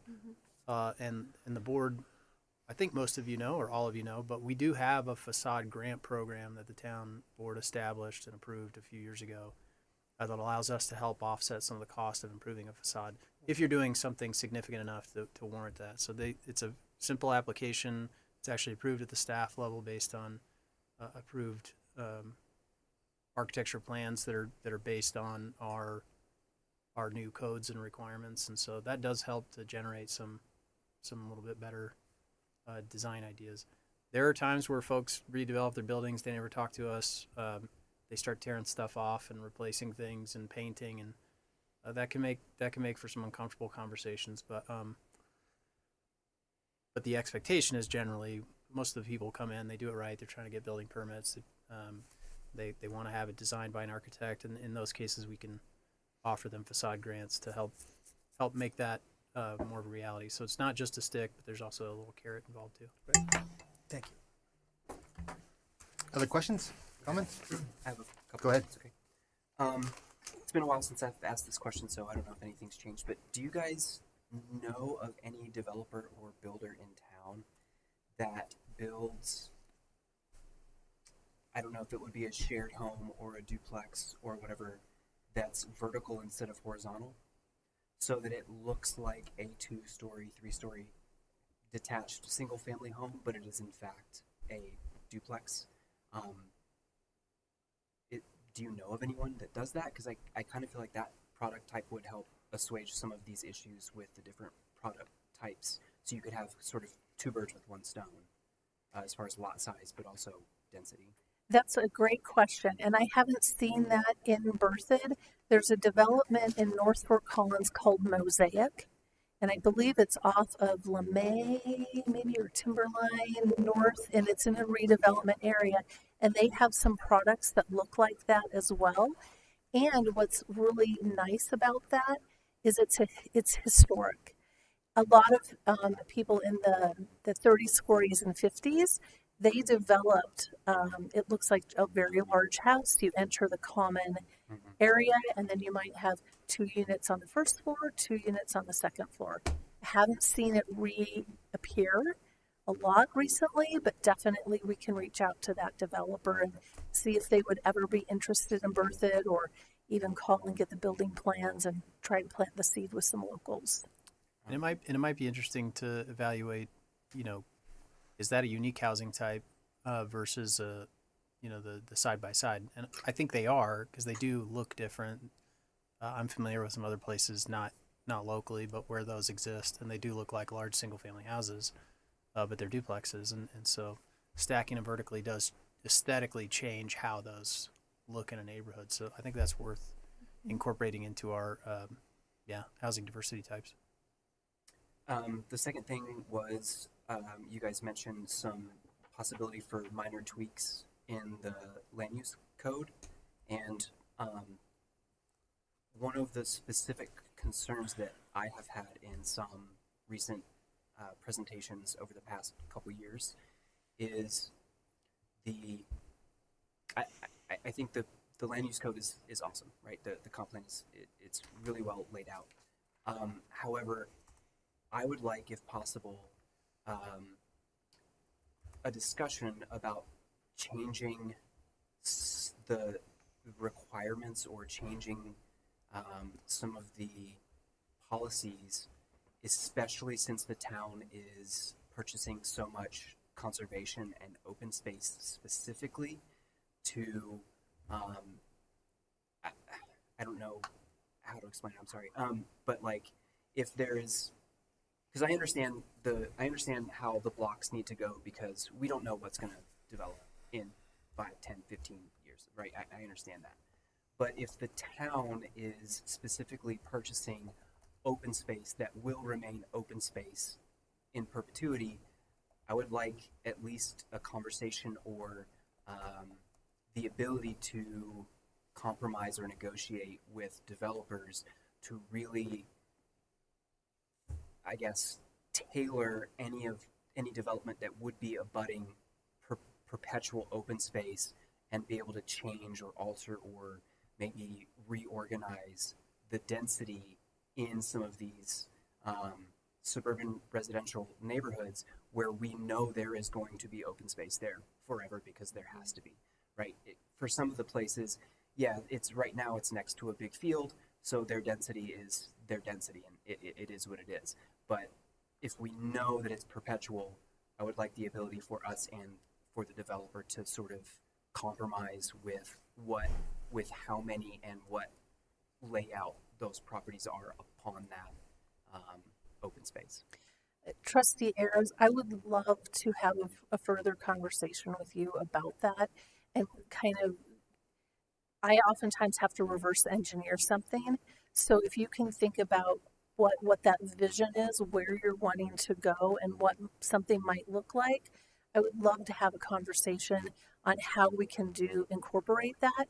And it might be something that we already have in our development code, and you might not see it come to you yet. And maybe there are things that we can tweak, and that could be a neighborhood identity feature, something that we can strengthen in the code. But I'd love to just talk more with you about that if sometime we can arrange a time, that would be wonderful. Well, and to add to that, I think there's some, for myself too, I'd like to see the land use code. And I think the word that was used in previous meetings was feathering of those exterior developments that are abutting nature, is that we'd like to see it move naturally into the open space. And so I'd love to know what those outcomes are too from those conversations, because I think that would be appropriate for this land use conversation, is how do we have appropriate density on those? And I think that's kind of what you're talking about, right? I think that's a really good point. And so whatever solutions we can brainstorm, I think that'd be awesome. Yep, and last year we did increase the buffer for around environmentally sensitive areas, lakes, river corridors, to 150 feet to help some of that feathering, and that's actually the number that Colorado Parks and Wildlife recommends. So we've worked with them, and that was definitely a clear recommendation from the comp plan, and you all did approve that last year. So I think that helps. For sure. Good points. Others? I could jump on. I wanted to second what Trustee Ayers said about duplexes being a product, and I was going to forward some photos. I think we're on the same page as this being a really acceptable type that I think we should promote and add. That wouldn't upset the density arguments that we see regularly. But I guess I'd maybe bring this up. You brought up neighborhood style architecture versus kind of individual diversity. I certainly see arguments for both. Maybe you could go more in depth on it, and I don't know how the board feels necessarily about, driving through a new neighborhood, whether, seeing individual changes in styles is kind of jarring, or if it's preferable to kind of create that neighborhood sense of place. I mean, you've got consistency in architectural style largely because they were all built at the same time, usually by the same builder. So you have a time and place stamp for better or worse, whereas where you have that diversity of type, you've kind of got a grown-in feel to the neighborhood. So I can see arguments for that, but I'd like to hear your thinking on that. Well, you provided a great reference book, Mhm. and I started photocopying all of the pages, and then I realized I would be copying this entire book, and I didn't want to break the spine of your Sure. book. I was so No nervous. worries. And so we talked to Erin Bagnall, who is an architect and has helped the town with our architectural standards in the past. And she's really scrubbing the code. And one thing she actually recommended is removing any standards, whether it be Victorian, craftsman, traditional, bungalow, and let people have more diversity and not be limited to specific styles, but really open it up to all styles of architecture. So I think that there was, in the context of a neighborhood, we want you still to feel as if you arrived somewhere. And so there has to be some kind of unifying features. Whereas I don't know if it would be appropriate to, like what Administrator Kirk was saying earlier, you have a Spanish style here and a craftsman here and a Victorian here, and you would look on your street and nothing was the same. But if you had some unifying, maybe there are 5 Spanish, and maybe there are 5 bungalows, and maybe there are 5 Victorians. I think a mix is good. However, I don't know if I'd want to see 20 different styles on one street. Well, that's where you just look at how Old Town was built. It was all built. Every block had 25-foot wide lots. And you could come in and get 1, you could get 2, you could get 6. And then you built the size of your home on that. So we got not only a variety of styles, but we got a variety of sizes. And it really variety of breaks that builders, all too. up. But that's because of the variety of builders. But that's kind of that's what people like is the Old Town. And But we don't build where that do way where do anymore. you draw the line? So, for example, would it be okay to do fuchsia colored houses and pink houses in bright green, and you know, a certain kind of roof and a different kind of roof and a different, and then on top of that, you've got East Coast houses and farmhouses and brick houses, and I mean, is it a matter of degrees we'd be looking at, or is it like open market, man? Anything and everything goes, right? There's got to be Well, I will say, something. you know, if you think about older downtown or older urban areas, they are very architecturally diverse. Even in our own downtown, I mean, you could see like a Victorian, and then down the street is like a colonial that looks like it's on the coast of Maine, and then next to that is a really beautiful brick craftsman style, and you know, you get, and then you get some weird, like, you know, the hideous like 70s architecture that's mixed in. You know, you just get a little bit of everything, and so maybe some of the question too is the place types, right? Our comprehensive plan is really focused on the idea of place types.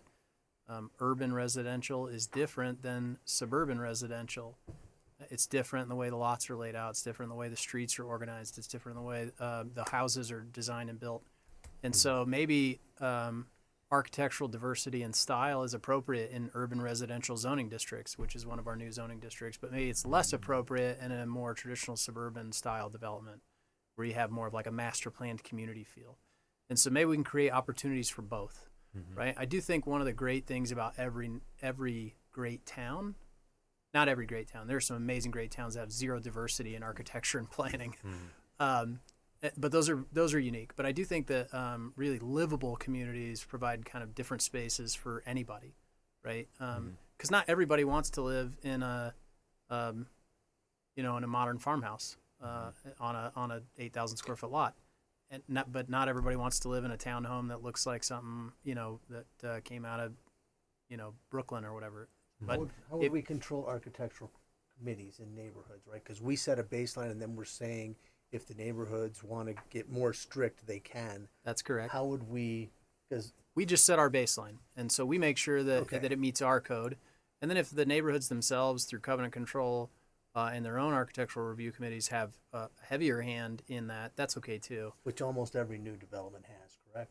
Not really. Really? Only the ones that that have a lot of custom homes. Most of the new neighborhoods that are primarily merchant builders, even some of the ones that have a mix of more like regional builders that do larger scale building, not just like it's the guys that are building 300 homes a year, not 12 homes a year. Those don't all have their own architectural review committees, and if they do, it's really simple stuff. It's like they're not approving the architectural elevation, but they might be approving paint colors, right? So it's that kind of thing. And then just as a reminder, we do, once a subdivision is approved, we do have an architectural design meeting. It's Bella, Ton, and myself. And the developer is required to provide us with facades and paint colors. We take a look at them. We make sure that there's enough diversity and enough spacing between those houses. And we are looking for elements such as brick and window placement and roof types and colors, and making sure that there is setback. And then when somebody applies for a building permit, and if there is a covenant controlled or homeowners association or metro district, we're also making sure that that sign off is in the building permit application itself. So we're doing checks and balances with architectural control. I think there's two developments that stand out in my mind. One is in South Longmont, and it's escaping my mind. It's But it is- Prospect. Prospect, super diverse, right? But you go through there, and it looks like that development's been there for 80 or 90 years, because it's also the tree canopy and the landscaping that they put together, and the way they're not just straight 90-degree streets. And another one is in Erie, which is Erie Village, and it's a love-hate thing. But literally, you'll have a purple house and a fuchsia house, separated by one house, and they actually encourage diversity, like complete personality in their homes. And I wouldn't personally paint my house fuchsia, but again, it was the landscaping and the tree selections But that neighborhood's only 30 years old now, but it looks like it's been there for 80 years. cool. So it really, and if you think about the older neighborhoods, that's part of what gives Old Town, the diversity doesn't stick out so badly because you have all this vegetation, which kind of makes it more cohesive. You know what I'm saying? It does. Yeah. I 100% agree with I that. was going to say that I appreciate the change opportunities for that because I feel like the developments that we have that are required to have the certain diversity in architectural standards, it does feel choppy in some places in our community. It doesn't feel congruous.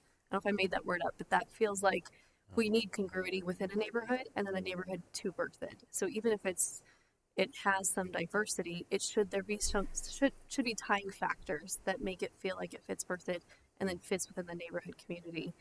That it could be very different and unique, but there should be congruity in somewhere in that neighborhood, you know.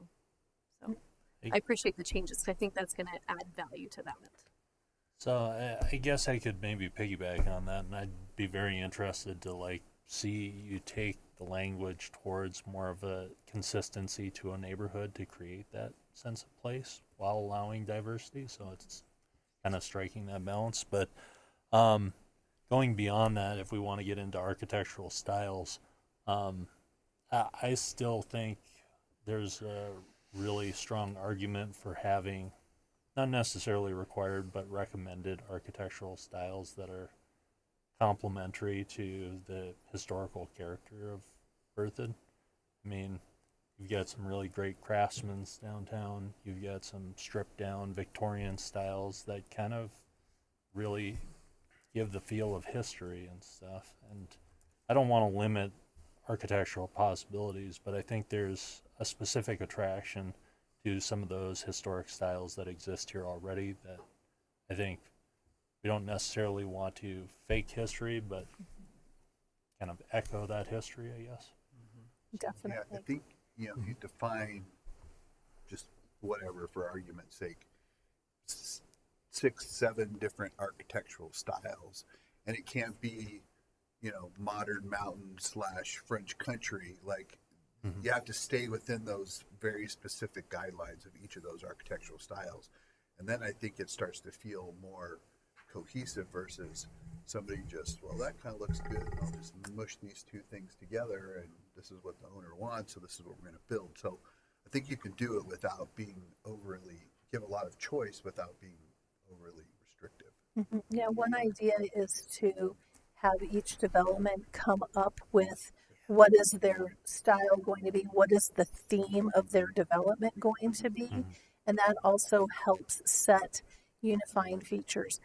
I've seen new developments where everybody has a 2-foot tall picket fence and a little arbor, and then you walk through that front gate area into the home.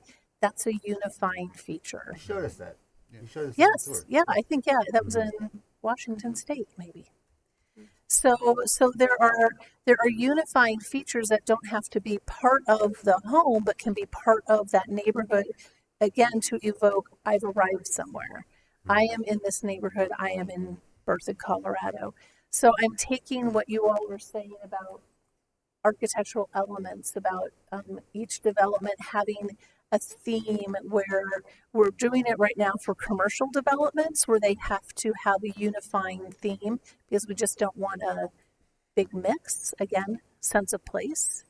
So I think we can do that really easily for developments. Yeah, I think, you know, as I'm listening to the conversation, I think one of the things that sticks out to me is the need for developments to, you know, we have these subdivision identity standards, but it's like a checklist of stuff you can incorporate, like a monument sign and a community garden.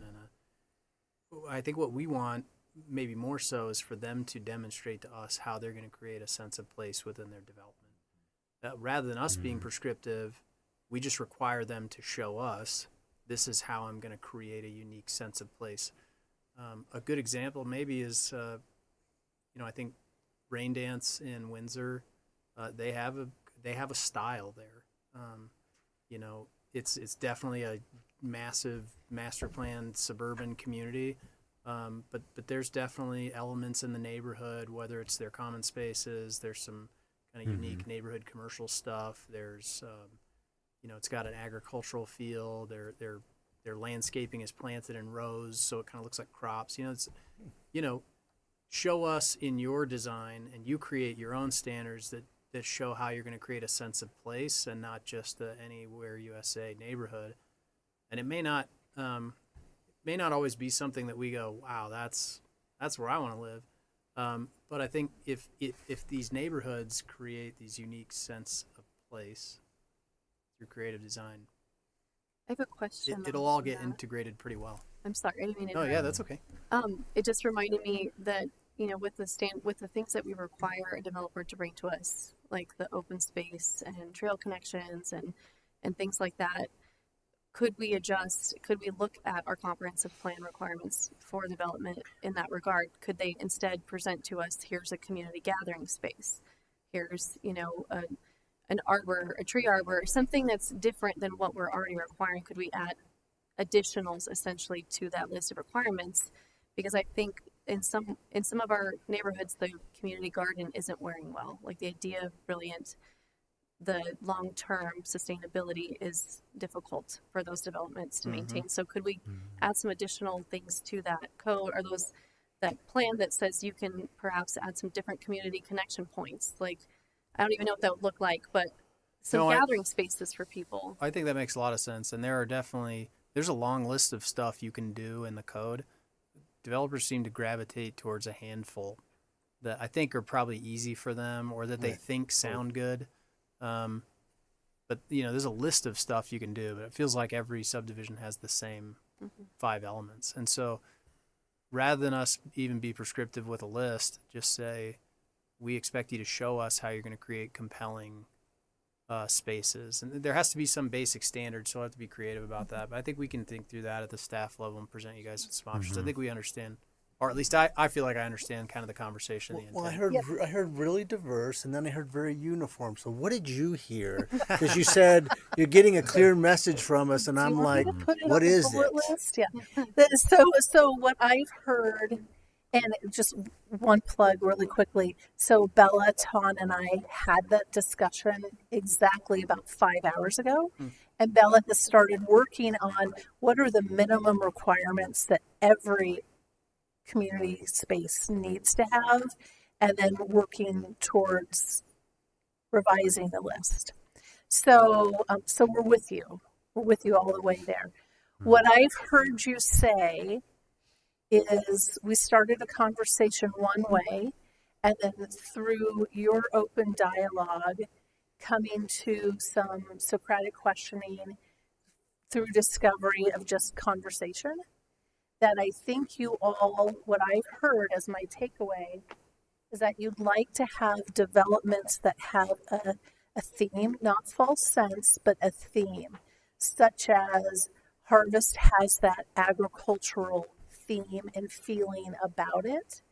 And so those architectural styles should be reflective of that theme. Now, a Victorian, a craftsman, all of those could still have agricultural themes and identity features that would bring it all together.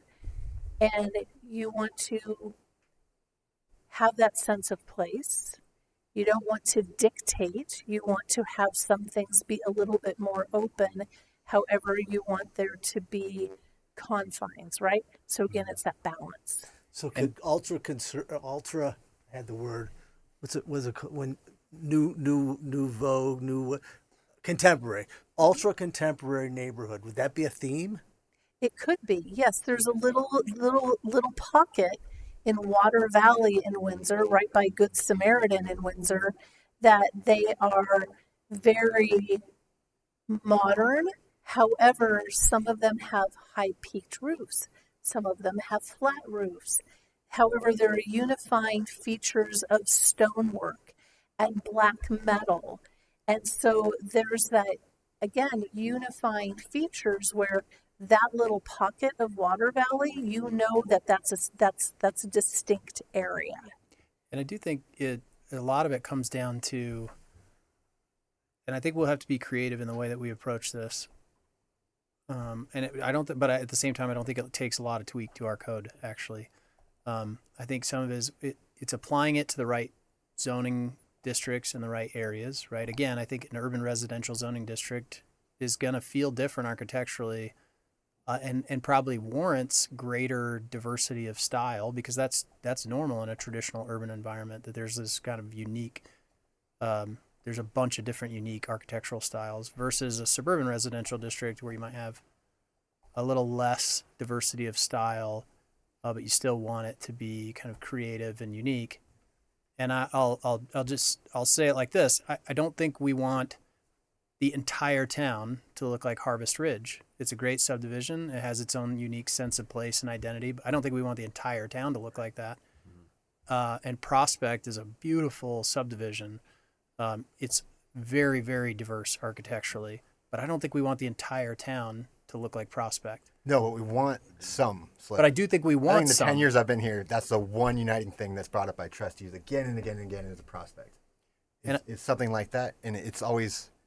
And it sounds so good. We just got to hit that. And I think that's the trick. So I think when we think about urban residential zoning districts, we want to structure a code that will, dang near require the style of development you might see in Prospect. But in a suburban zoning district, we might want to see things that look more like Harvest Ridge, because both of those are appropriate in a community. It doesn't have to be one or the other, but I think finding the right ways to encourage those through zoning and through kind of targeted application of architectural guidelines, I think could create both. Rather than have like one set of standards that really applies to all residential zoning districts, which is basically what we have now, with the exception of a couple overlays, have some better language about these types of places are different than these types of places, and architecturally they should reflect that. Does that make sense?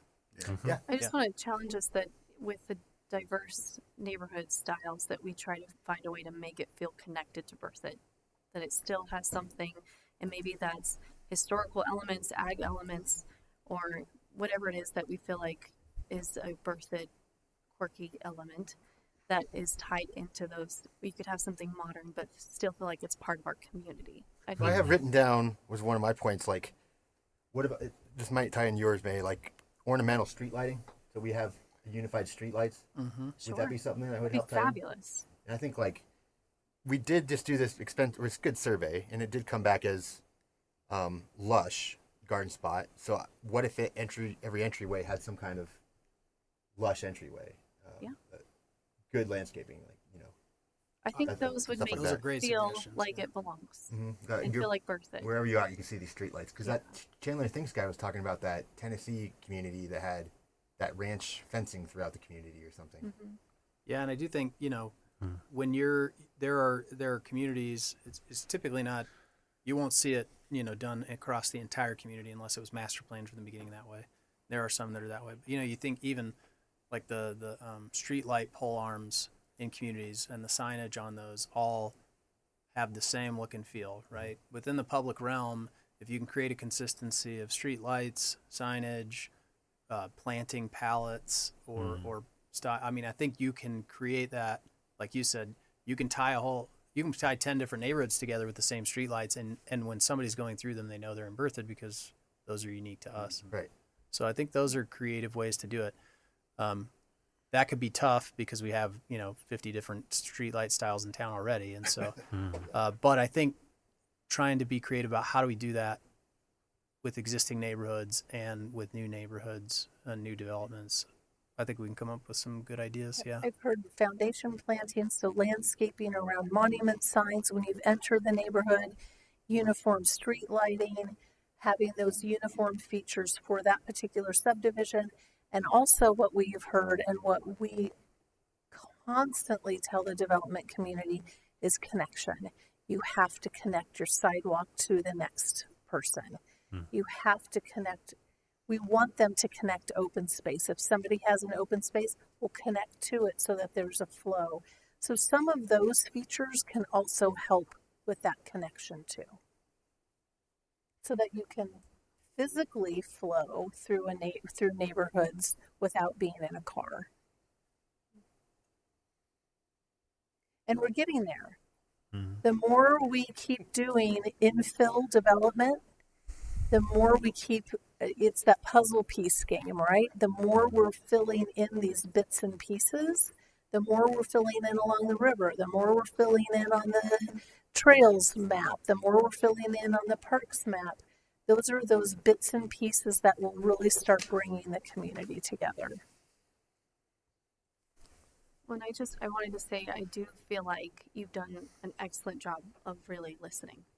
I think you've gone above and beyond by taking so much time with individuals and groups to understand, identify, because there's been this friction in our community as we've grown, and this disparity between what people think we're doing right or wrong. And so thank you for listening and bringing this to us and helping us hone in what we're doing, because I do think there's room for tweaking it. And I think these codes adjustments, leaving some creativity for the developers to make something fit and be more appropriate, I think is exciting. I love that you keyed off on connection and community building. I think, sidewalks are awesome, but even more, what can we do to make it feel like people come together and unify? Because I think when you think small town charm, it really is about knowing your neighbors. It's about knowing each other, working together, and feeling a sense of like you belong. And so I think another word that you hit off on was quirky. I always there's these three things I always say I think of Berthoud. I think quaint, quirky, and quintessential Berthoud. Like, it's quirky and it's quaint, and there's just those quintessential things that only Berthoud has. And it's, it's like the Walrus and Fickle Park. And, now it's golf carts everywhere. Like I was talking about, like the chicken, there's so many chickens downtown. Like, you can't wake up and not hear someone's chickens squawking, and I love it. Like, it's just, there's these quirky and quaint things we don't want to erase with so much code. Like, we don't want to make it sterile, and I think you guys are doing a good job of trying to chase that feeling and sense of belonging for Berthoud, not being at other communities, and that is a breath of fresh air. So thank you. It's very difficult because, again, we have to remember we have to treat everybody the same. And that is really difficult for some people to understand and accept. And it's by being consistent that we're going to get somewhere. When we start making exceptions and we start waving and we start saying, oh, fine, just do it. I'm tired of listening to you complain and yell at me all the time. That's when that's when we're going to start eroding our base of what's special.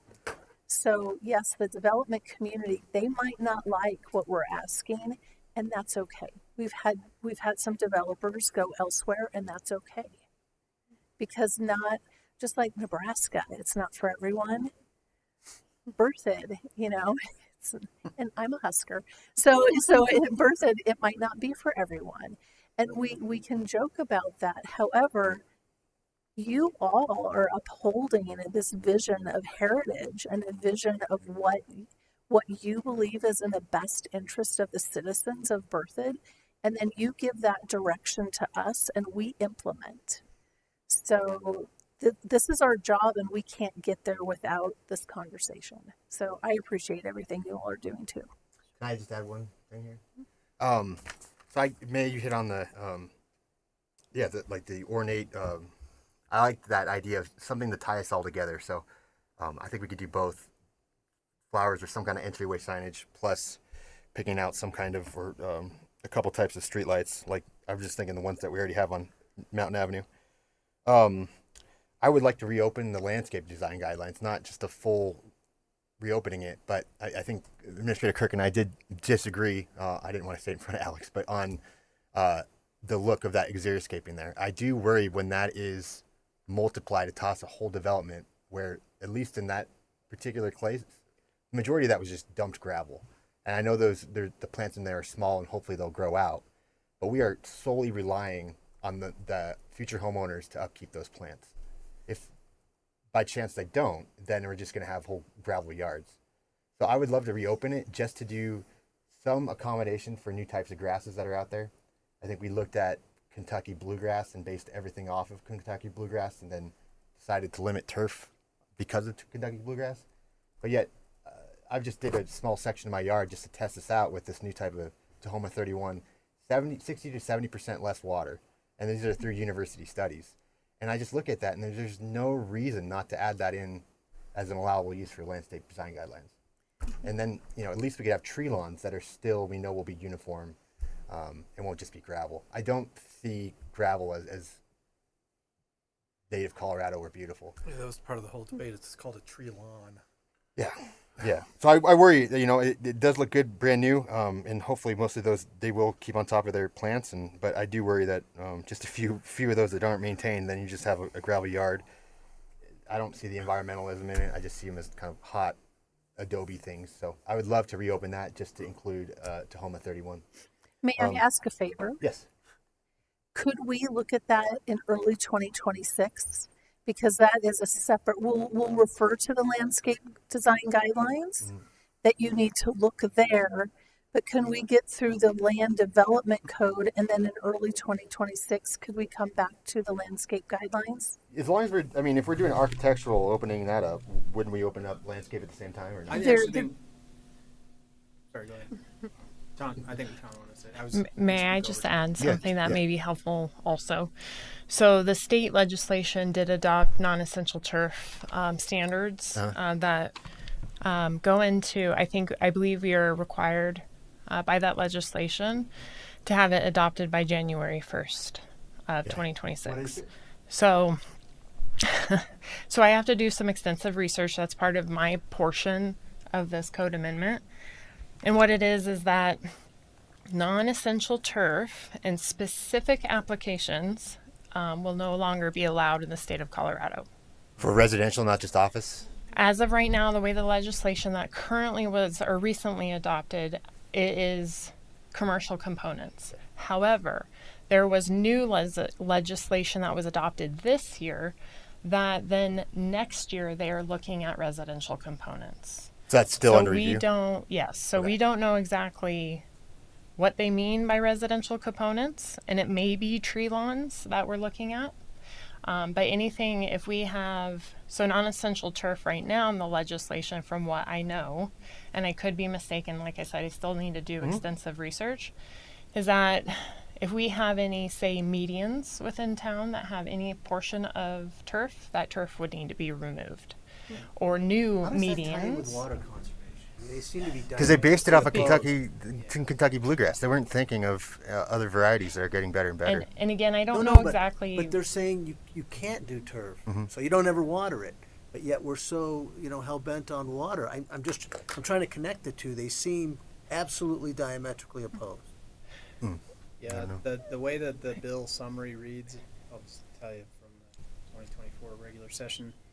It says the act prohibits local governments from allowing the installation, planting, or placement of non-functional turf, artificial turf, or invasive plant species on commercial, institutional, or industrial property, common interest community property, or a street right-of-way, parking lot, median, or transportation corridor. So the state has banned non-functional turf.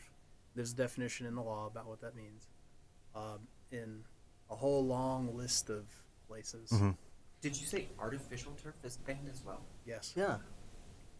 And there's a lot of new research that's showing that artificial turf is actually causing additional problems that previously, when they were pushing for it, they didn't realize at the time. So intense sun on artificial turf over long periods actually breaks it down very rapidly, and then you get plastic particulates that then go into our water systems. They also find that artificial turf does increase heat island effect quite significantly, and so now they're starting to see, they pushed it, now they're seeing the result of pushing it, that's not all positive, and so now I think they're backtracking. Okay. All right. And so I think what's important is that there may be some benefit while we may see we have to put these modifications in this code scrub, whereas maybe Anne may have a point is that based upon what we have to do here, maybe that will then give us a bit more direction as how we can amend the landscape design guidelines come the beginning of next year.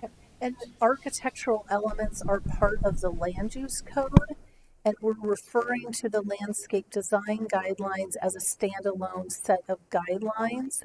And so the references in the land use code, but the guidelines are separate. So we're wanting to focus on really on the land use code And I've heard you. Yeah, because I feel like this is a part of land use. It is. It's a very important part of land use. With some of these changes, I'd much rather open it once and get it done in early 2026 that is in adherence to the legislation that we have to adopt by this makes sense. January. And then, yes, and then work on the other from an aesthetic when we can really think about that. And you know what? Let's go on another field trip. Let's do some more virtual field trips of landscaping. Let's do it. And I think you'll appreciate that the state defined non-functional turf as turf that is not functional.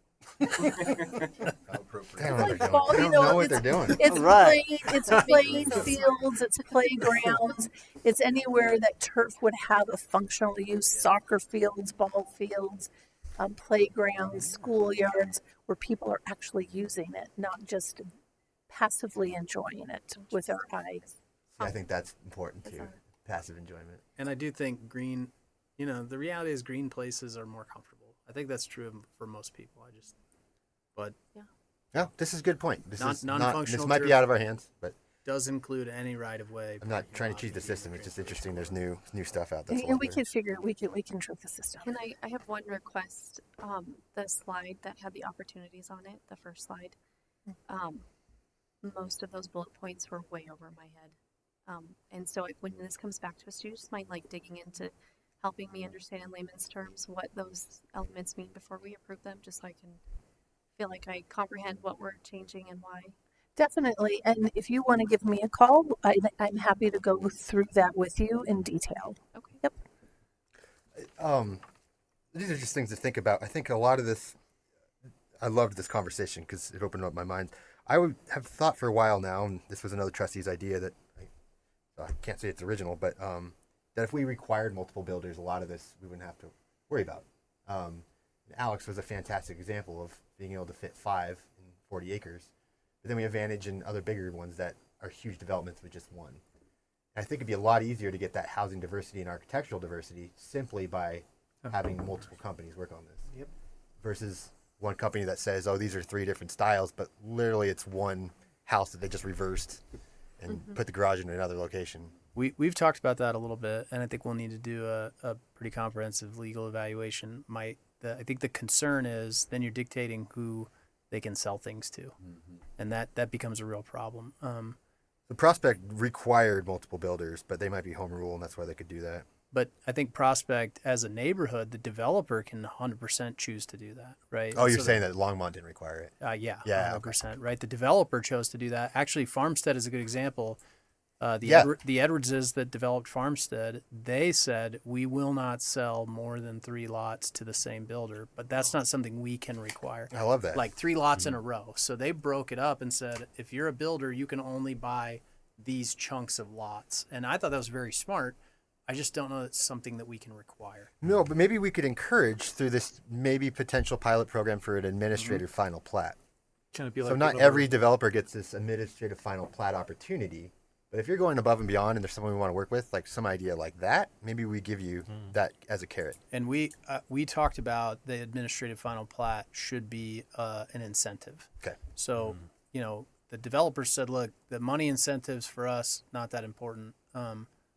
The time incentives are significant. Some of the carrying costs on these developments are literally in the hundreds of thousands of dollars, right? So the longer it takes, the more money they're just flushing. And so we agree that the administrative final plat should be an incentive, and it should be based on some things that we think are important. So that's a great example of one that I think we could include among a couple others that we've talked about. But I think, that's a good one. Yep, and we could even include having different builders. That could even be a diversity standard as well. So I think we need to carefully take a look at our diversity standards, because what I've taken away from this is that you care about aesthetics as much as town staff cares about aesthetics and the look and the feeling of our community and how we're going to continue to grow. So maybe we up the standards a little bit, and if legally we can, say if you have more than X number of builders per number of homes, then that could be a diversity standard. Again, we'll have to double check with Aaron if that is legal. And we'll have to figure out how do we confirm that, you know. Right. But yeah, I think the idea is a very good one. We'll just see if we can flesh out. Cool. Let's close with what Trustee Albrecht said. You're doing a great job, and especially, I think every staff member's, well, trustees too. A lot of new people here as you just come into the community. But yeah, it's probably interesting working for a progressive community like that. It's never enough.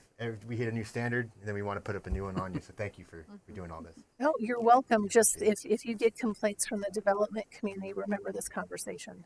Happy to hear it. I'm fine. Some of those guys I'm happy. Mayor Pro Tem. If I could just maybe make one more comment or question, and I'll pose this to Director Johnson. I love this discussion. I think it's great. I would love to have it more regularly. But, and maybe this is a personal struggle, but we're looking at an empty room right now. And I think we've gotten much better on communicating what we're doing from a development standpoint, and I think that's credit to you and staff. But I wonder if there is a less formal way we could communicate with the community, like a middle way, possibly an online opportunity or an in-person, less formal kind of situation. I've kind of brought this up with Mayor Karspek. I'd be interested in the rest of the board's thoughts on this. On a just less formal kind of development Q&A kind of format, discussing kind of general topics like we had tonight. I'd be curious about all of your opinions on it. I would be very interested in doing something like that, whether it's just me and the mayor or the full board.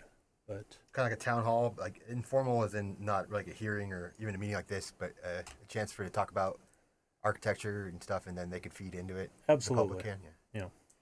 I'm for it. Try to figure out how to do it. So planning month is in October, and many communities will have special proclamations for planning month, and I don't think we necessarily have to do a special proclamation for planning month. However, we have started talking about what are we going to do, and one idea is to have, they have cups with the chiefs or cups with the mayor.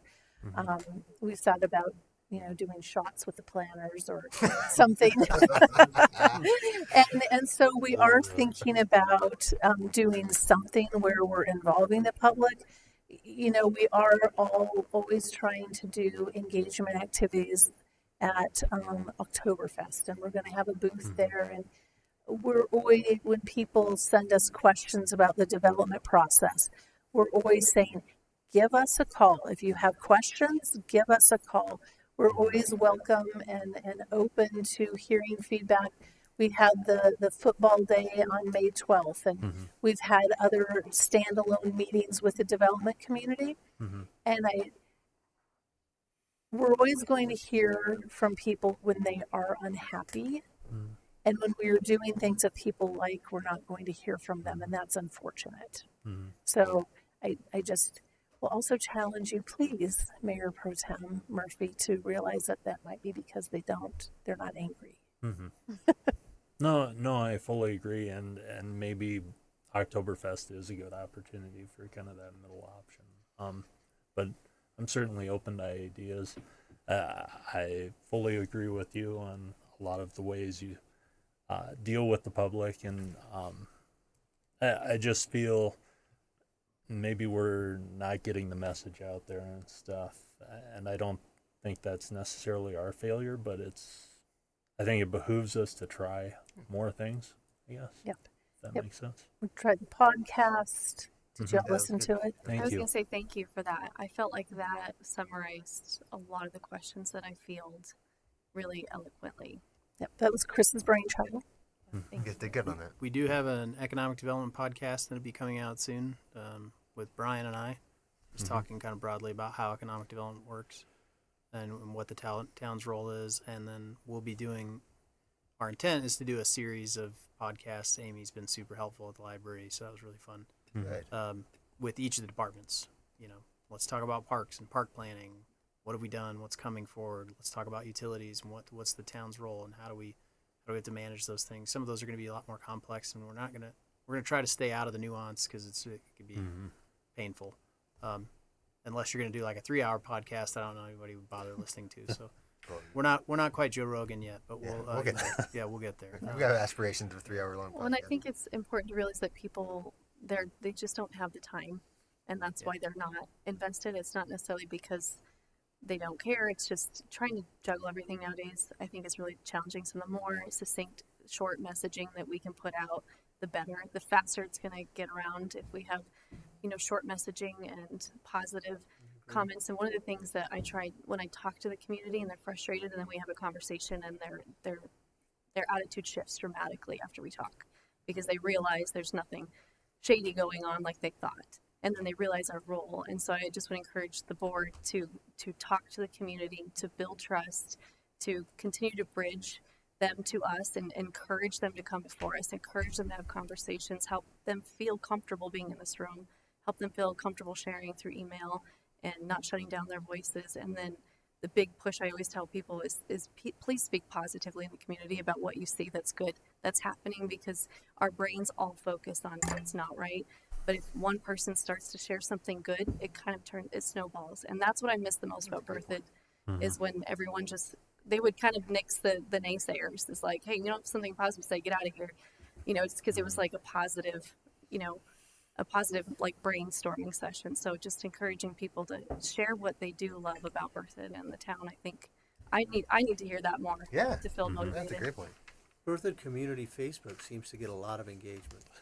No, seriously. So, Yes. I mean, there's nothing that says we can't The reason I don't get some respond of to these it. things out there. Yeah. Huh? I said there's a reason I don't respond to it. There's so much engagement. Yeah, be careful.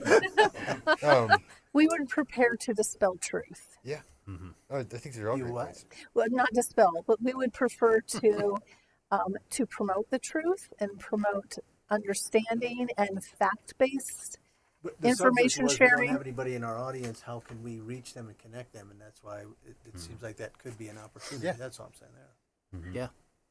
Definitely. I mean, absolutely. Got an idea? Okay. I have several ideas we're actually going to bring to you at the budget time for next year. 'Cause some we're going to cost some money. If you want to go into the labyrinth here, we could just have a Zoom right on the Berthoud Community Facebook page. I'm sure the editors allow it, but that would get 11,000 people For activated. what it's worth, Stephanie and I have talked about having like online town halls with moderated question and answer. I think that's. I mean, it's just You we know, want to go that far, but that's the way to engage people. You're right. Is the Berthoud Community Facebook page. Yeah. So that's one of the things we're talking about. Moderated is key. I like that. It needs to be moderated. It won't be like an open forum, somebody be like, I envision it with the interviewer kind of asking questions and, monitoring the chat at the bottom of the screen and not letting people get on and just diatribe for 25 minutes. Right. But, You don't want to just show up to like the high school gym and just let it be a free for I all. actually- We could get the SWAT team in there. It'd Maybe be- the National Guard. I actually love those opportunities. I really do. I'll say, I think in most cases, and I'll echo what Trustee Albrecht said, when we get to talk to people face to face, it's a very different outcome. Like Right? Tim said, this is 'Cause I National think Night what we're Out's a doing good is good. opportunity too. It is, yeah. Well, and I was going to ask in regards to that, could we please promote that if you guys are planning to attend anyone, could we please promote that the board will be in attendance so people realize that they could come talk to us and meet us and ask questions? If we haven't, we will. But I know we set aside space for you to be there. So anybody that wants to be there, please come and just participate. But yes, absolutely. We'll in our social media, we'll make clear that the board will be part of the attendees. Awesome. Anything else, trustees? Anything from staff on this? All right. Awesome work. Thank you all. Thank you. Is town, I know it's probably a CDOT thing, but the southbound exit coming off of 287 onto First Street, all the lights are out. They've been out for a while. When you come under the bridge, you You mean? come off of 287. And you go under the bridge? Yeah.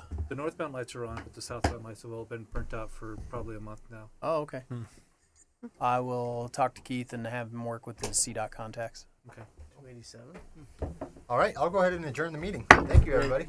Very productive. Have a great night.